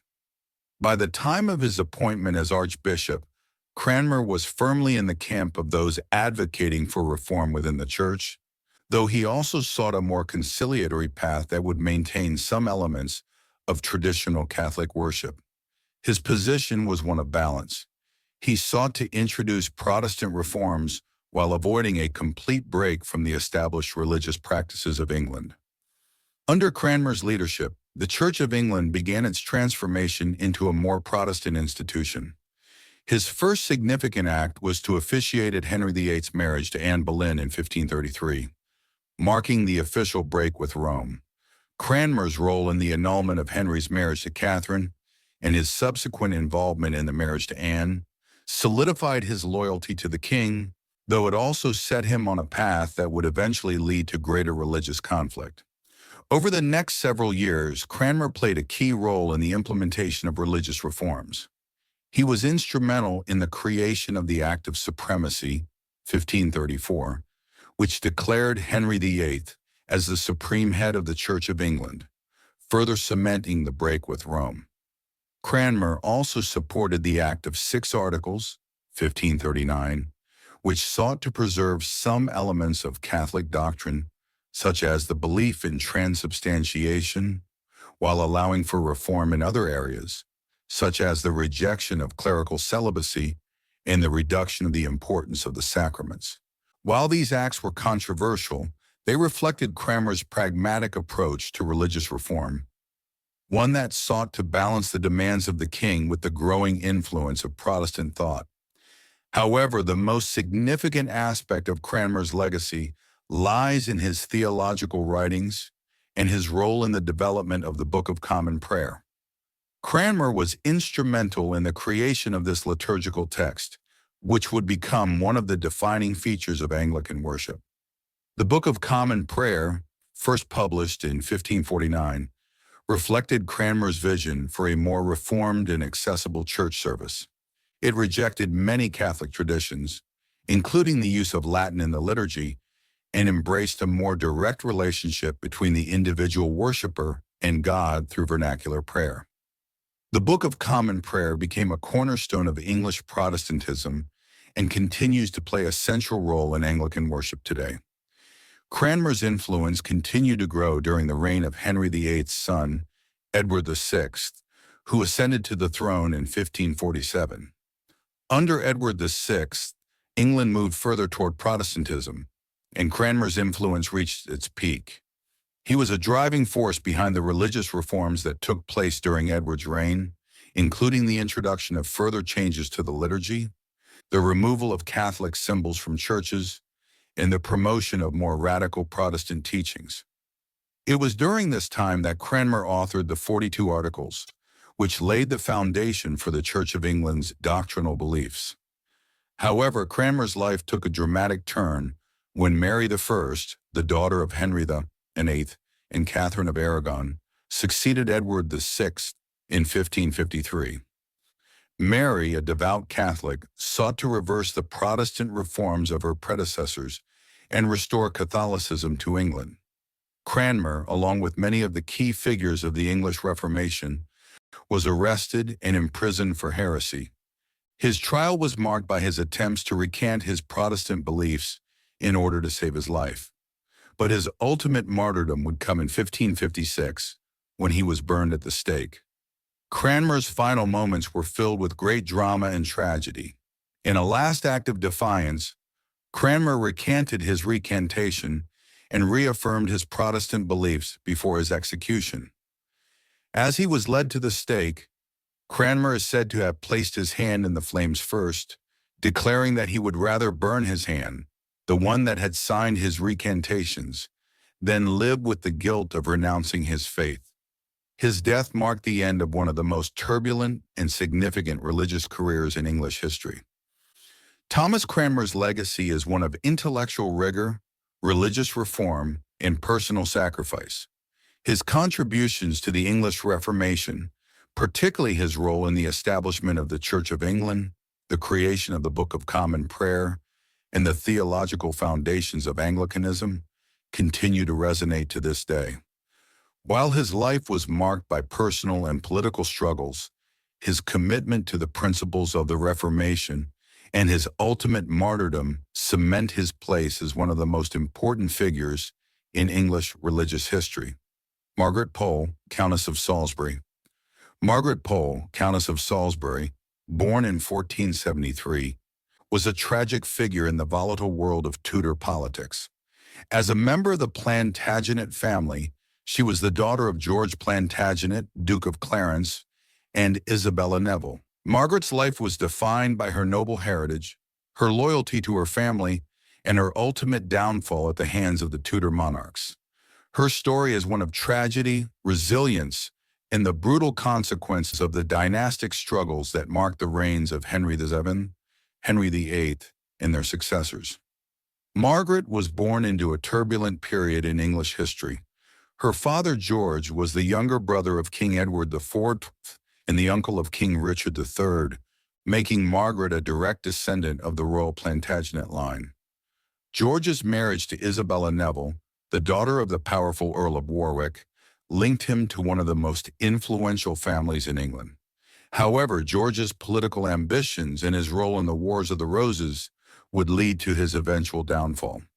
In 1478, he was executed for treason on the orders of his brother, King Edward IV. His death left Margaret and her siblings in a precarious position, as they were now seen as potential threats to the throne. Despite her father's execution, Margaret survived and was able to maintain a relatively secure position within the English aristocracy. She was married to Sir Richard Pole, a Knight of the Realm, in 1491. Their marriage produced 5 children, including a son, Henry Pole, who would later play a tragic role in the downfall of the family. Margaret's marriage to Sir Richard was politically strategic, as it secured her position in the Tudor court. Sir Richard was a loyal supporter of Henry VII, and their union helped to solidify Margaret's standing as a member of the rising Tudor faction. Margaret's life took a significant turn during the reign of Henry VIII, when she found herself caught in the complex web of Tudor politics. Though Margaret was a Plantagenet and thus a potential rival to the Tudor dynasty, she initially managed to maintain her position within the court. Her son, Henry Pole, was a close ally of the king, and Margaret's status as the Countess of Salisbury helped to protect her from the growing animosity between the Plantagenets and the Tudors. Margaret was granted a position in the royal court and was named one of the Queen's ladies-in-waiting. However, Margaret's fortunes began to change in the early 1530s, when Henry VIII's desire for a divorce from his first wife, Catherine of Aragon, led to a complete break with the Catholic Church and the establishment of the Church of England. This religious and political crisis would shake the foundations of Tudor rule and lead to Margaret's eventual downfall. In 1536, Henry VIII began his campaign to eliminate all potential rivals to his throne, particularly members of the Plantagenet family. The executions of Anne Boleyn, George Boleyn, and other members of the royal court marked the beginning of a period of intense political purges, as Henry sought to consolidate his power and ensure the stability of the Tudor dynasty. Margaret, as a Plantagenet, was now a potential threat to the king's rule, and her position at court became increasingly precarious. In 1539, Henry VIII turned his attention to Margaret and her family. The execution of her son, Henry Pole, marked the beginning of the end for Margaret. Henry Pole had been implicated in the Pole conspiracy, a plot to overthrow the king and restore the Catholic faith in England. The conspiracy was quickly quashed, and many of the conspirators, including Henry Pole, were executed. Margaret's involvement in the plot remains unclear, but it is likely that she was unaware of her son's actions, or at least did not play an active role in the conspiracy. Nonetheless, her family's connections to the Plantagenets made her a target for Henry VIII's wrath. In 1541, Margaret was arrested on charges of treason. She was accused of being involved in her son's conspiracy and was imprisoned in the Tower of London. Margaret's trial was swift and brutal, as was customary for those accused of treason during this period. She was found guilty, and the king ordered her execution. On May 27, 1541, Margaret Pole, the Countess of Salisbury, was executed at the Tower of London. The manner of her execution was particularly grisly. She was beheaded, but the executioner's axe was blunt, and Margaret reportedly suffered a prolonged and agonizing death. Her final moments were a tragic reflection of the brutal nature of Tudor justice, as well as the precariousness of life for those caught in the political crossfire of Henry VIII's reign. Margaret's death marked the end of the Plantagenet line's direct claim to the English throne. Her execution was a further example of the ruthless measures Henry VIII took to eliminate any perceived threats to his power. Margaret's death also symbolized a dramatic shift in English politics, as the Plantagenet family, once the ruling dynasty of England, was now completely ousted from the royal court. Despite her tragic end, Margaret Pole's legacy is one of resilience and loyalty. She spent much of her life navigating the dangerous waters of Tudor politics, and although she ultimately perished at the hands of the king, her death did not go unnoticed. In the years following her execution, Margaret's name became a symbol of the brutality of the Tudor regime and the dangerous nature of royal ambition. Margaret was posthumously recognized as a martyr by some of her Catholic supporters. Her son, Reginald Pole, a cardinal in the Catholic Church, would go on to become a key figure in the Catholic opposition to the Protestant Reformation in England. Reginald's efforts to restore Catholicism to England, particularly during the reign of Mary I, were influenced by the memory of his mother's death and the suffering of the Pole family at the hands of Henry VIII. Margaret Pole's execution also helped to cement her place in English history as a tragic figure caught between two powerful dynastic families, the Tudors and the Plantagenets. Her life serves as a reminder of the personal cost of political ambition, the dangers of being a potential rival to the throne, and the ruthlessness with which the Tudors dealt with those who threatened their rule. In recent years, there has been growing interest in Margaret Pole's life and legacy. Scholars have explored her role in Tudor politics and her relationship with the royal family, and some have argued that she was a victim of political circumstances rather than an active participant in any plot against the king. Margaret's life story is one of survival, loyalty, and ultimately tragedy, making her one of the most poignant figures in the history of the Tudor monarchy. Henry Fitzroy, Duke of Richmond and Somerset. Henry Fitzroy, Duke of Richmond and Somerset, was the illegitimate son of King Henry VIII and his mistress Elizabeth Blount, born in 1519. Although he never became king, Henry Fitzroy's life was one filled with privilege, political significance, and tragic early death. And his story provides a window into the complicated world of Tudor politics and the ever-shifting allegiances within Henry VIII's court. Fitzroy's birth was notable for its place in the dynastic struggles of the Tudor monarchy. Henry VIII had long been desperate for a male heir to secure the future of the Tudor dynasty.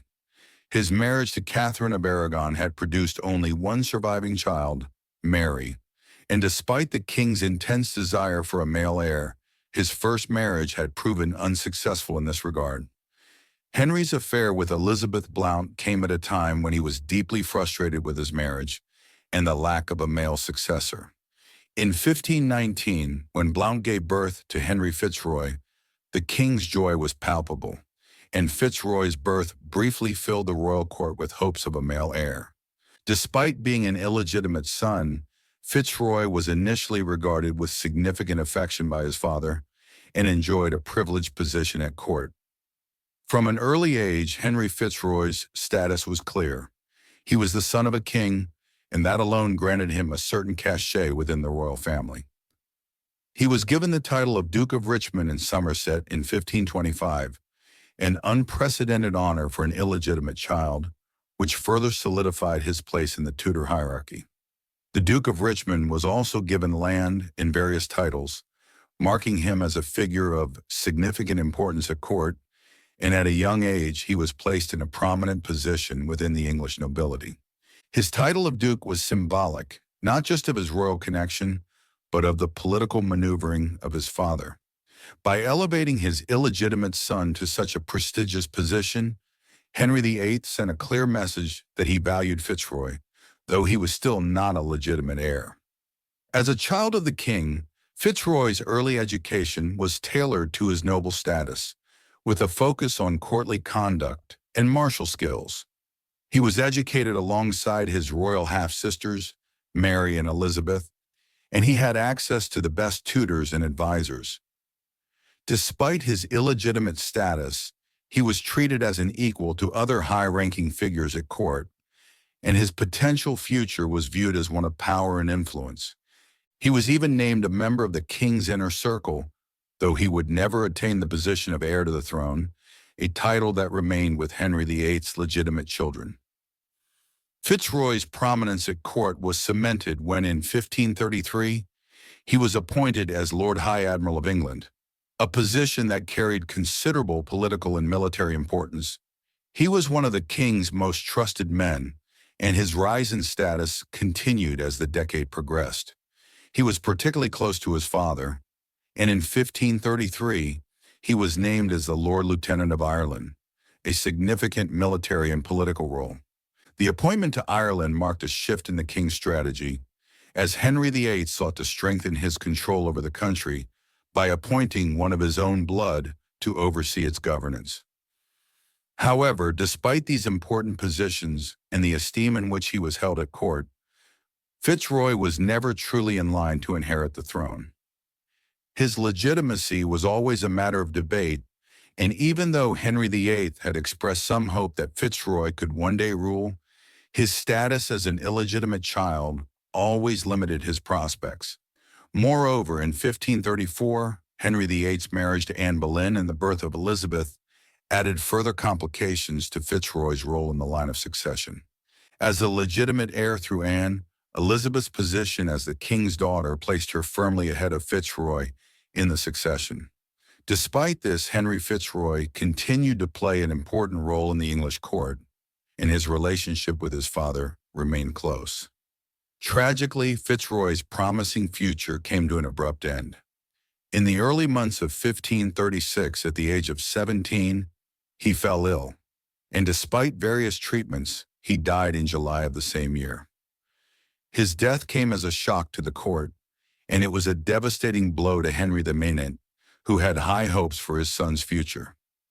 The cause of Fitzroy's death has been the subject of much speculation, with some historians suggesting that it could have been due to natural causes such as tuberculosis or a fever, while others have speculated that he may have been poisoned, though there is no evidence to support this theory. Fitzroy's sudden death, however, left his father without a male heir, which only intensified Henry's desperate pursuit of a legitimate successor. Henry Fitzroy's death led to the king's renewed obsession with producing a male heir, which ultimately led to the disastrous marriages and divorces of the 1530s and 1540s. Henry VIII's desire for a male successor played a major role in the political upheavals of the period, including his break with the Catholic Church, his marriage to Anne Boleyn, and his execution of multiple wives. Fitzroy's untimely death, combined with his position as an illegitimate son, reinforced the instability of the Tudor dynasty, as Henry VIII would go on to marry 5 more women in his quest for a male heir. Fitzroy's death also had significant consequences for the wider Tudor family. Although Henry VIII had no legitimate sons by Fitzroy's death, his legitimate children, Mary I, Elizabeth I, and Edward VI, would go on to play crucial roles in the history of England. Mary I, the daughter of Henry's first wife, Catherine of Aragon, would become Queen of England in 1553 and seek to restore Catholicism to the country. Elizabeth I, Henry's second daughter, would rise to the throne in 1558, becoming one of England's most powerful and iconic monarchs. Edward VI, the son of Jane Seymour, would inherit the throne in 1547 but die young in 1553, leaving England in a precarious position.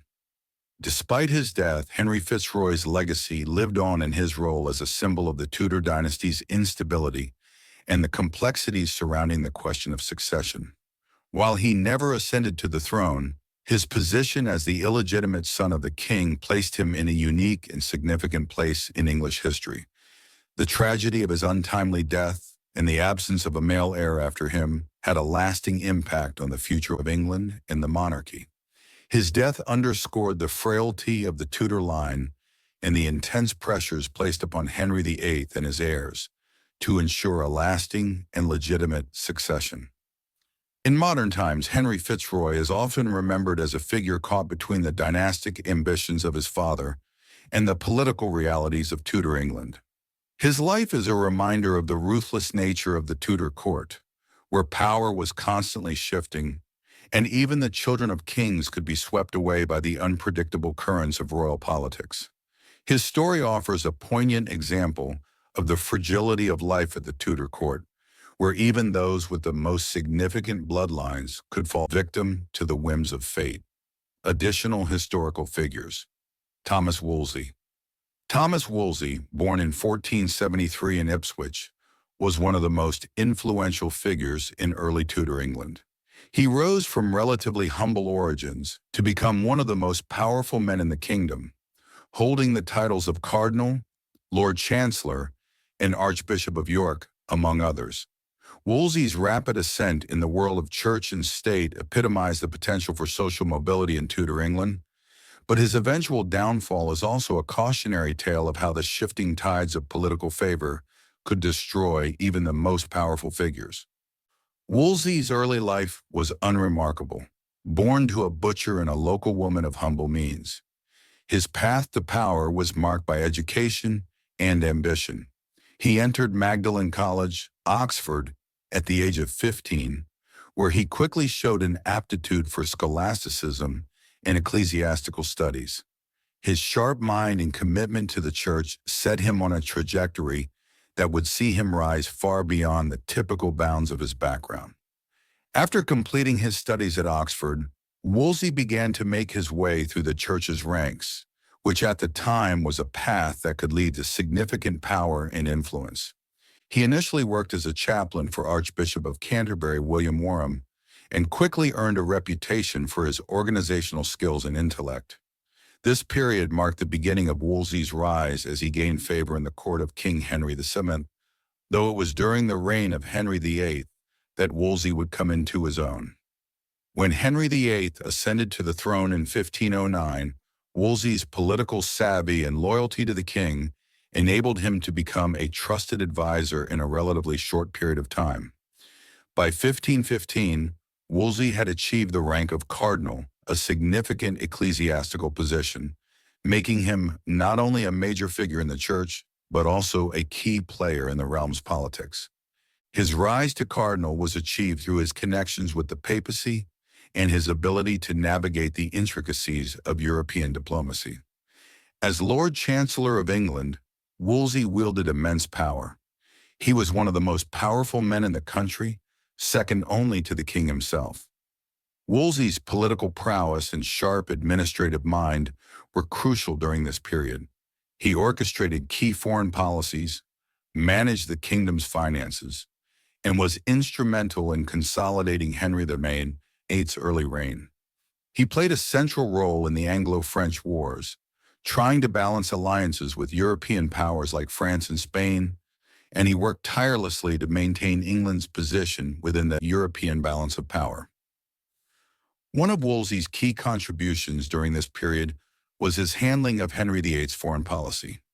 He was central to the king's involvement in the Treaty of London in 1518, a peace agreement between England, France, and Spain, which reflected his ability to navigate complex diplomatic situations. His relationship with Pope Leo V allowed him to wield considerable influence within the church, and he was instrumental in securing Henry's annulment from Catherine of Aragon, a key event that ultimately set the stage for England's break from Rome. However, Wolsey's relationship with the king began to sour in the 1520s. Henry VIII's desperation for a male heir had led to his marriage to Catherine of Aragon, but their union had not produced a male successor, and the king had begun to question whether his marriage was legitimate. Henry's desire to marry Anne Boleyn became the catalyst for Wolsey's downfall.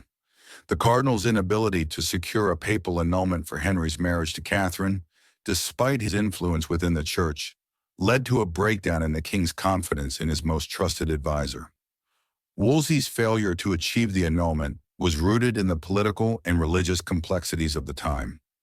Catherine of Aragon, the aunt of the Holy Roman Emperor Charles V, was fiercely opposed to the annulment, and the Pope, under political pressure from the emperor, was unwilling to grant it.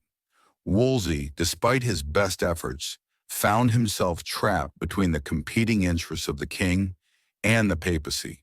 The failure to achieve the annulment was seen as a significant blow to Wolsey's reputation, and Henry's growing dissatisfaction with his advisor intensified.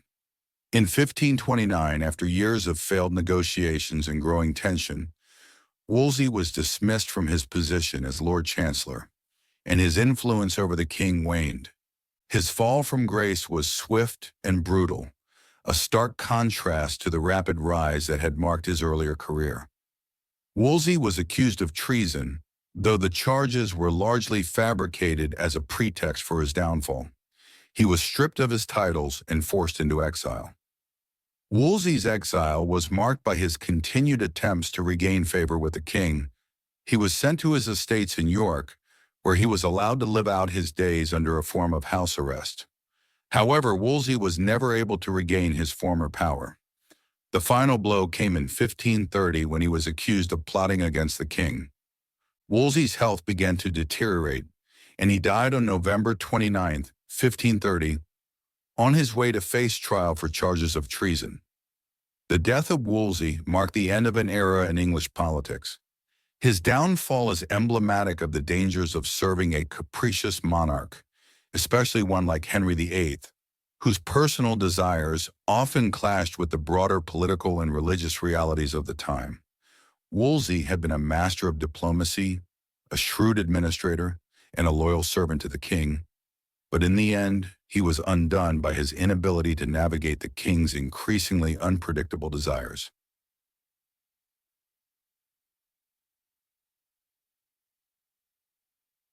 Wolsey's legacy is complex. He was a man of immense talent, intelligence, and ambition, yet he was ultimately a victim of the very system that had once elevated him to such great heights. While his fall from power was precipitous, Wolsey's contributions to English diplomacy, the church, and the state are undeniable. He was instrumental in shaping England's foreign policy during a crucial period and played a key role in the development of English church-state relations. Moreover, Wolsey's life and death foreshadowed the religious and political upheaval that would sweep through England in the coming years. His struggle with the papacy over Henry's annulment was a pivotal moment in the lead-up to the English Reformation. Wolsey's legacy, although overshadowed by his fall from grace, lives on in his significant influence on the early Tudor court and in the political and religious developments that followed his death. Though Wolsey was unable to retain his power and influence, his contributions to the history of England were significant. His rise from humble origins to the pinnacle of power is a testament to his intellect and ambition, while his tragic end serves as a stark reminder of the dangers of political dependence on a volatile monarch. Wolsey remains one of the most fascinating figures in the history of Tudor England, a man whose life and career exemplified both the heights of success and the depths of downfall. Eustace Chapuys.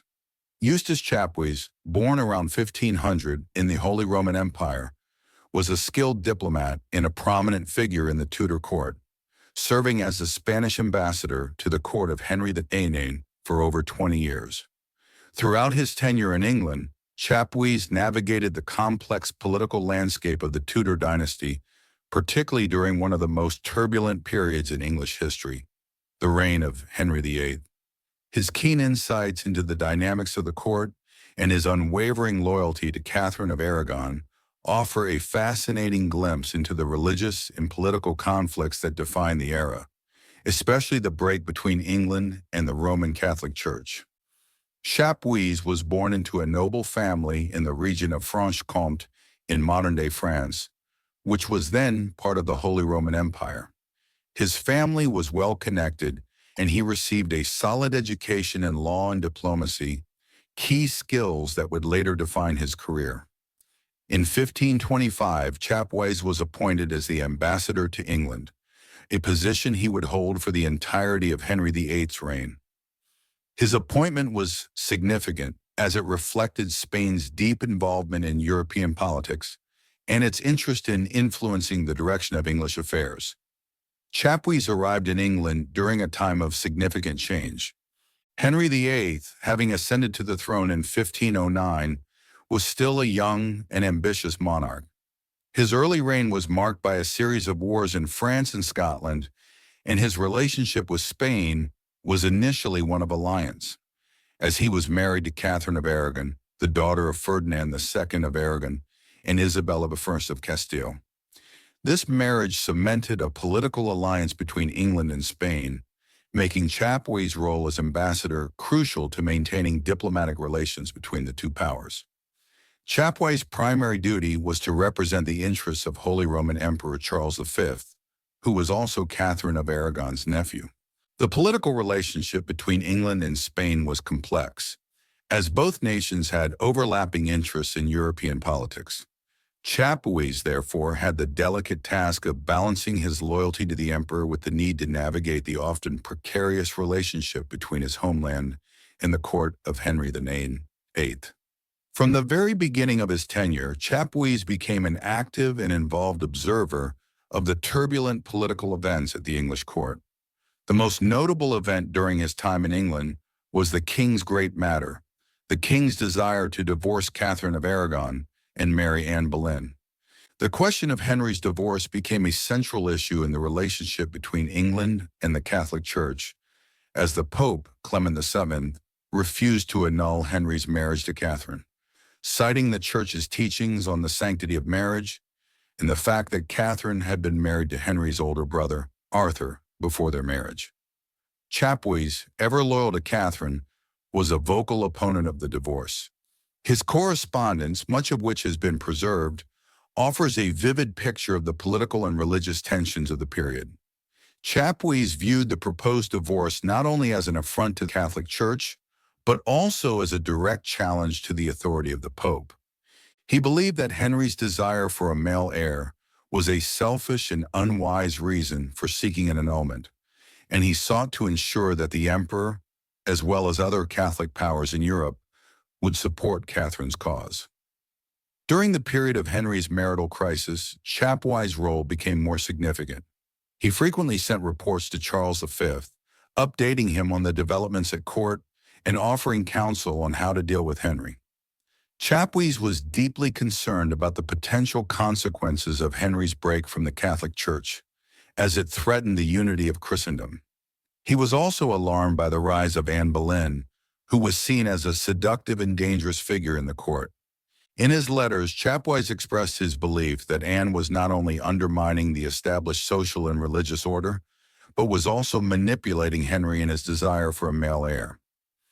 Despite his opposition to Henry's divorce, Chapuys was pragmatic in his dealings with the king. He was not confrontational, but sought to maintain diplomatic ties with England while also advancing the interests of Spain and the emperor.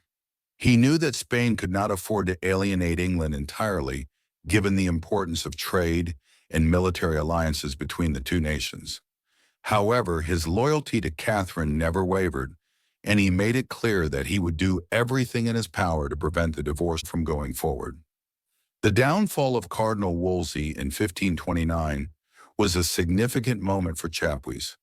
Wolsey had been Henry's chief advisor and had been responsible for managing the king's divorce proceedings. When Wolsey failed to secure an annulment from the Pope, he fell out of favor with the king, and Chapuys, ever astute, saw the shifting winds of power.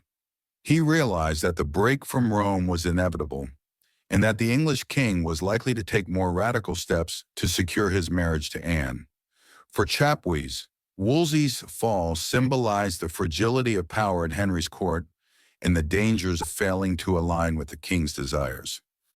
The pivotal moment in Chapuys' career came with the Act of Supremacy in 1534, which declared Henry VIII the supreme head of the Church of England, effectively cutting off England from the authority of the Pope. This move was a direct challenge to both the papacy and to the traditional religious structure of Europe. Chapuys viewed this as a religious and political disaster, one that would lead to the fragmentation of Christendom and a weakening of the power of the Catholic Church. Chapuys remained in England for many years after the break with Rome, though his role as ambassador became more complicated. By the mid-1530s, the court was increasingly hostile to those who were loyal to Catherine and opposed the king's new religious policies. However, Chapuys continued to work diplomatically, trying to maintain as much influence as possible.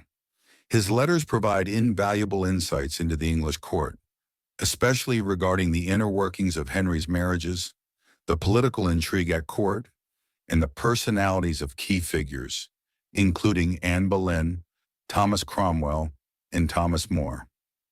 Chapuys was not merely a passive observer. He actively sought to maintain the Spanish influence in England and protect the interests of Catherine despite the king's increasing animosity toward both of them. His personal animus against Anne Boleyn is evident in his correspondence, where he frequently describes her in unflattering terms, seeing her as the root cause of England's religious and political turmoil. His tenure as ambassador ended in 1540 after nearly 2 decades of service. He had seen the complete collapse of Catholic influence in England and had witnessed the dramatic shifts in the monarchy, including the execution of Anne Boleyn and the marriage of Henry to Catherine Howard. Despite his failure to prevent the religious revolution that had taken place in England, Chapway's legacy remains significant. His reports are a crucial resource for historians, offering a rare first-hand account of the tumultuous events of the 16th century, including the personal and political machinations behind Henry VIII's marriages and the rise of the English Reformation. In the later years of his life, Chapway returned to Spain, where he continued to serve in diplomatic roles. He was eventually appointed as the ambassador to the Netherlands, where he spent his final years. He died in 1556, having lived through a period of profound religious and political change. His legacy is one of steadfast loyalty to his queen and a sharp, critical mind that was both a boon and a burden in the service of his monarch and empire. Chapway's time in England was marked by his unwavering commitment to his cause, his diplomatic skill, and his deeply religious outlook. Though he ultimately failed to prevent the break from Rome and the disintegration of Catholicism in England, his correspondence offers one of the most detailed and revealing accounts of the Tudor court from a foreign diplomat's perspective. Through his letters, we see not only the political and religious drama of the period, but also the personal ambition, treachery, and loyalty that defined the Tudor monarchy. Lady Jane Grey. Lady Jane Grey, often known as the 9 Days Queen, is one of the most tragic figures in English history. Her brief and ill-fated reign, which lasted only 9 days, was the result of a combination of dynastic politics, royal ambition, and the complex power struggles that defined the Tudor era. Born in 1537 to the Duke of Suffolk and Frances Brandon, Jane was the great-granddaughter of Henry VII through his daughter, Mary Tudor. This placed her within the royal family and made her a potential heir to the throne of England. Her life was one of high intellectual promise, political intrigue, and eventual tragedy. Though she never sought power, she was caught in the midst of a struggle that would cost her everything. Raised in a highly educated environment, Jane was a product of a rigorous, scholarly upbringing shaped by her mother, who valued learning above all else. She was taught Greek, Latin, and several other languages, and became known for her sharp intellect, surpassing many of her contemporaries. Her education, as well as her strong moral character and religious piety, set her apart in the eyes of those around her. Jane's devout Protestant faith and her clear commitment to learning earned her admiration at court, especially from the more Protestant factions of the nobility, who saw her as a symbol of the future of England. Her connection to the royal family, particularly through her grandmother, Mary, made her an attractive figure in the context of the changing dynastic politics of the time. The political landscape of England in the 1550s was one of great instability. King Edward VI, son of Henry VIII and Jane Seymour, was the reigning monarch but was in poor health. As a sickly child, Edward's reign was always overshadowed by the concern over his future and the question of succession. Edward was a staunch Protestant, and he was determined to ensure that England would remain a Protestant nation after his death.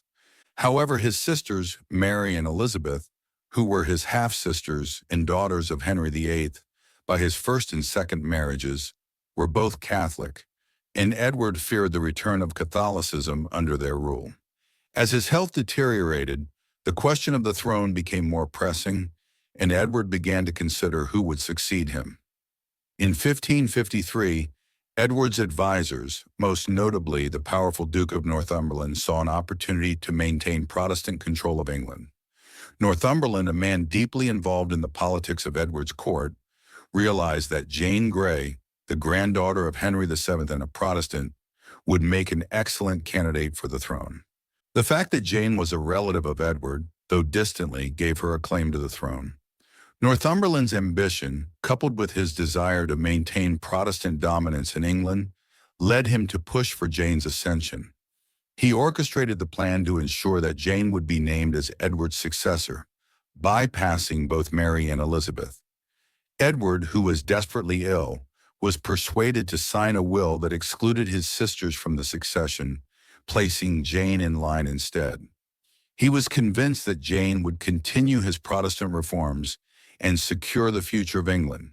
With Jane's ascent to the throne, Northumberland hoped to consolidate his own power, as he had arranged a marriage between Jane and his son, Guilford Dudley. The marriage would further strengthen his position at court and give him direct influence over the new queen.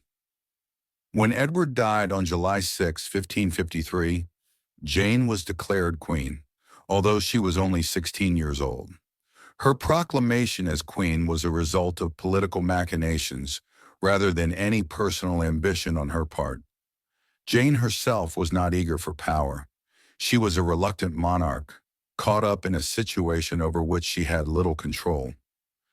She was immediately proclaimed queen, but the reaction from the English people was far from enthusiastic. While the nobility and the council who supported Edward's decision rallied behind Jane, the public did not universally accept her rule. Many English people, particularly the Catholics who were loyal to Mary, rejected her ascension. They viewed her as an illegitimate ruler who was the product of a political coup rather than a rightful monarch. Jane's reign, such as it was, lasted a mere 9 days. The situation began to unravel almost immediately. Mary, the legitimate daughter of Henry VIII, raised an army in response to Jane's coronation. The support for Mary was widespread, especially in the Catholic regions of England. The forces that rallied to Mary's cause were substantial, and soon Jane's position as queen became untenable.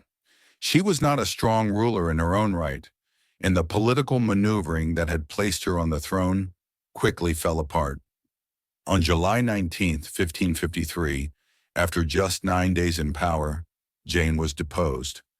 Mary entered London, triumphant, and was declared queen. Jane's reign ended as quickly as it had begun. She was imprisoned in the Tower of London, along with her husband, Guilford Dudley. Though Jane was not immediately executed, her fate was sealed. Mary's supporters saw Jane as a threat, and she was viewed as a figurehead for Protestant opposition to the new Catholic monarchy. Despite her youth and her lack of involvement in the political decisions that led to her coronation, Jane was convicted of treason for her role in the failed attempt to maintain Protestant rule in England. Though Mary hesitated initially to order her cousin's execution, the political climate soon shifted. In February 1554, after the failed rebellion of Thomas Wyatt against Mary's marriage to Philip II of Spain, Jane was put on trial for treason. She was found guilty and sentenced to death. The decision to execute Jane was as much about politics as it was about justice. Mary could not afford to leave Jane alive, as her existence would serve as a rallying point for future Protestant uprisings. Jane, who had been used as a pawn in a game of royal power, was ultimately sacrificed for the sake of political stability. On February 12, 1554, Lady Jane Grey was executed by beheading. She was only 16 years old. Her execution was a tragic end to a life that had been shaped by the ambitions of others. Jane faced her death with remarkable dignity and courage. Accounts of her final moments suggest that she was calm and composed, accepting her fate without resistance. She reportedly said, "I die a queen, but I would rather die the wife of Guilford Dudley." Her final words reflected her personal devotion to her husband Guilford, and the stark contrast between the briefness of her reign and the personal sacrifices she made. The legacy of Lady Jane Grey is one of innocence, tragedy, and political manipulation. Though she was queen for only 9 days, her story has endured in the annals of English history. Her life and death are often seen as emblematic of the fragility of power in the Tudor period, where even the highest positions in the land could be overturned by the whims of the ruling elite.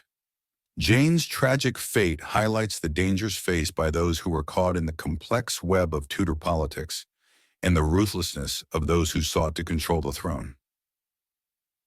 Lady Jane Grey's story serves as a reminder of the precariousness of royal succession and the fragility of power in a time when the throne was often claimed through political maneuvering and dynastic ambition, rather than by merit or popular support.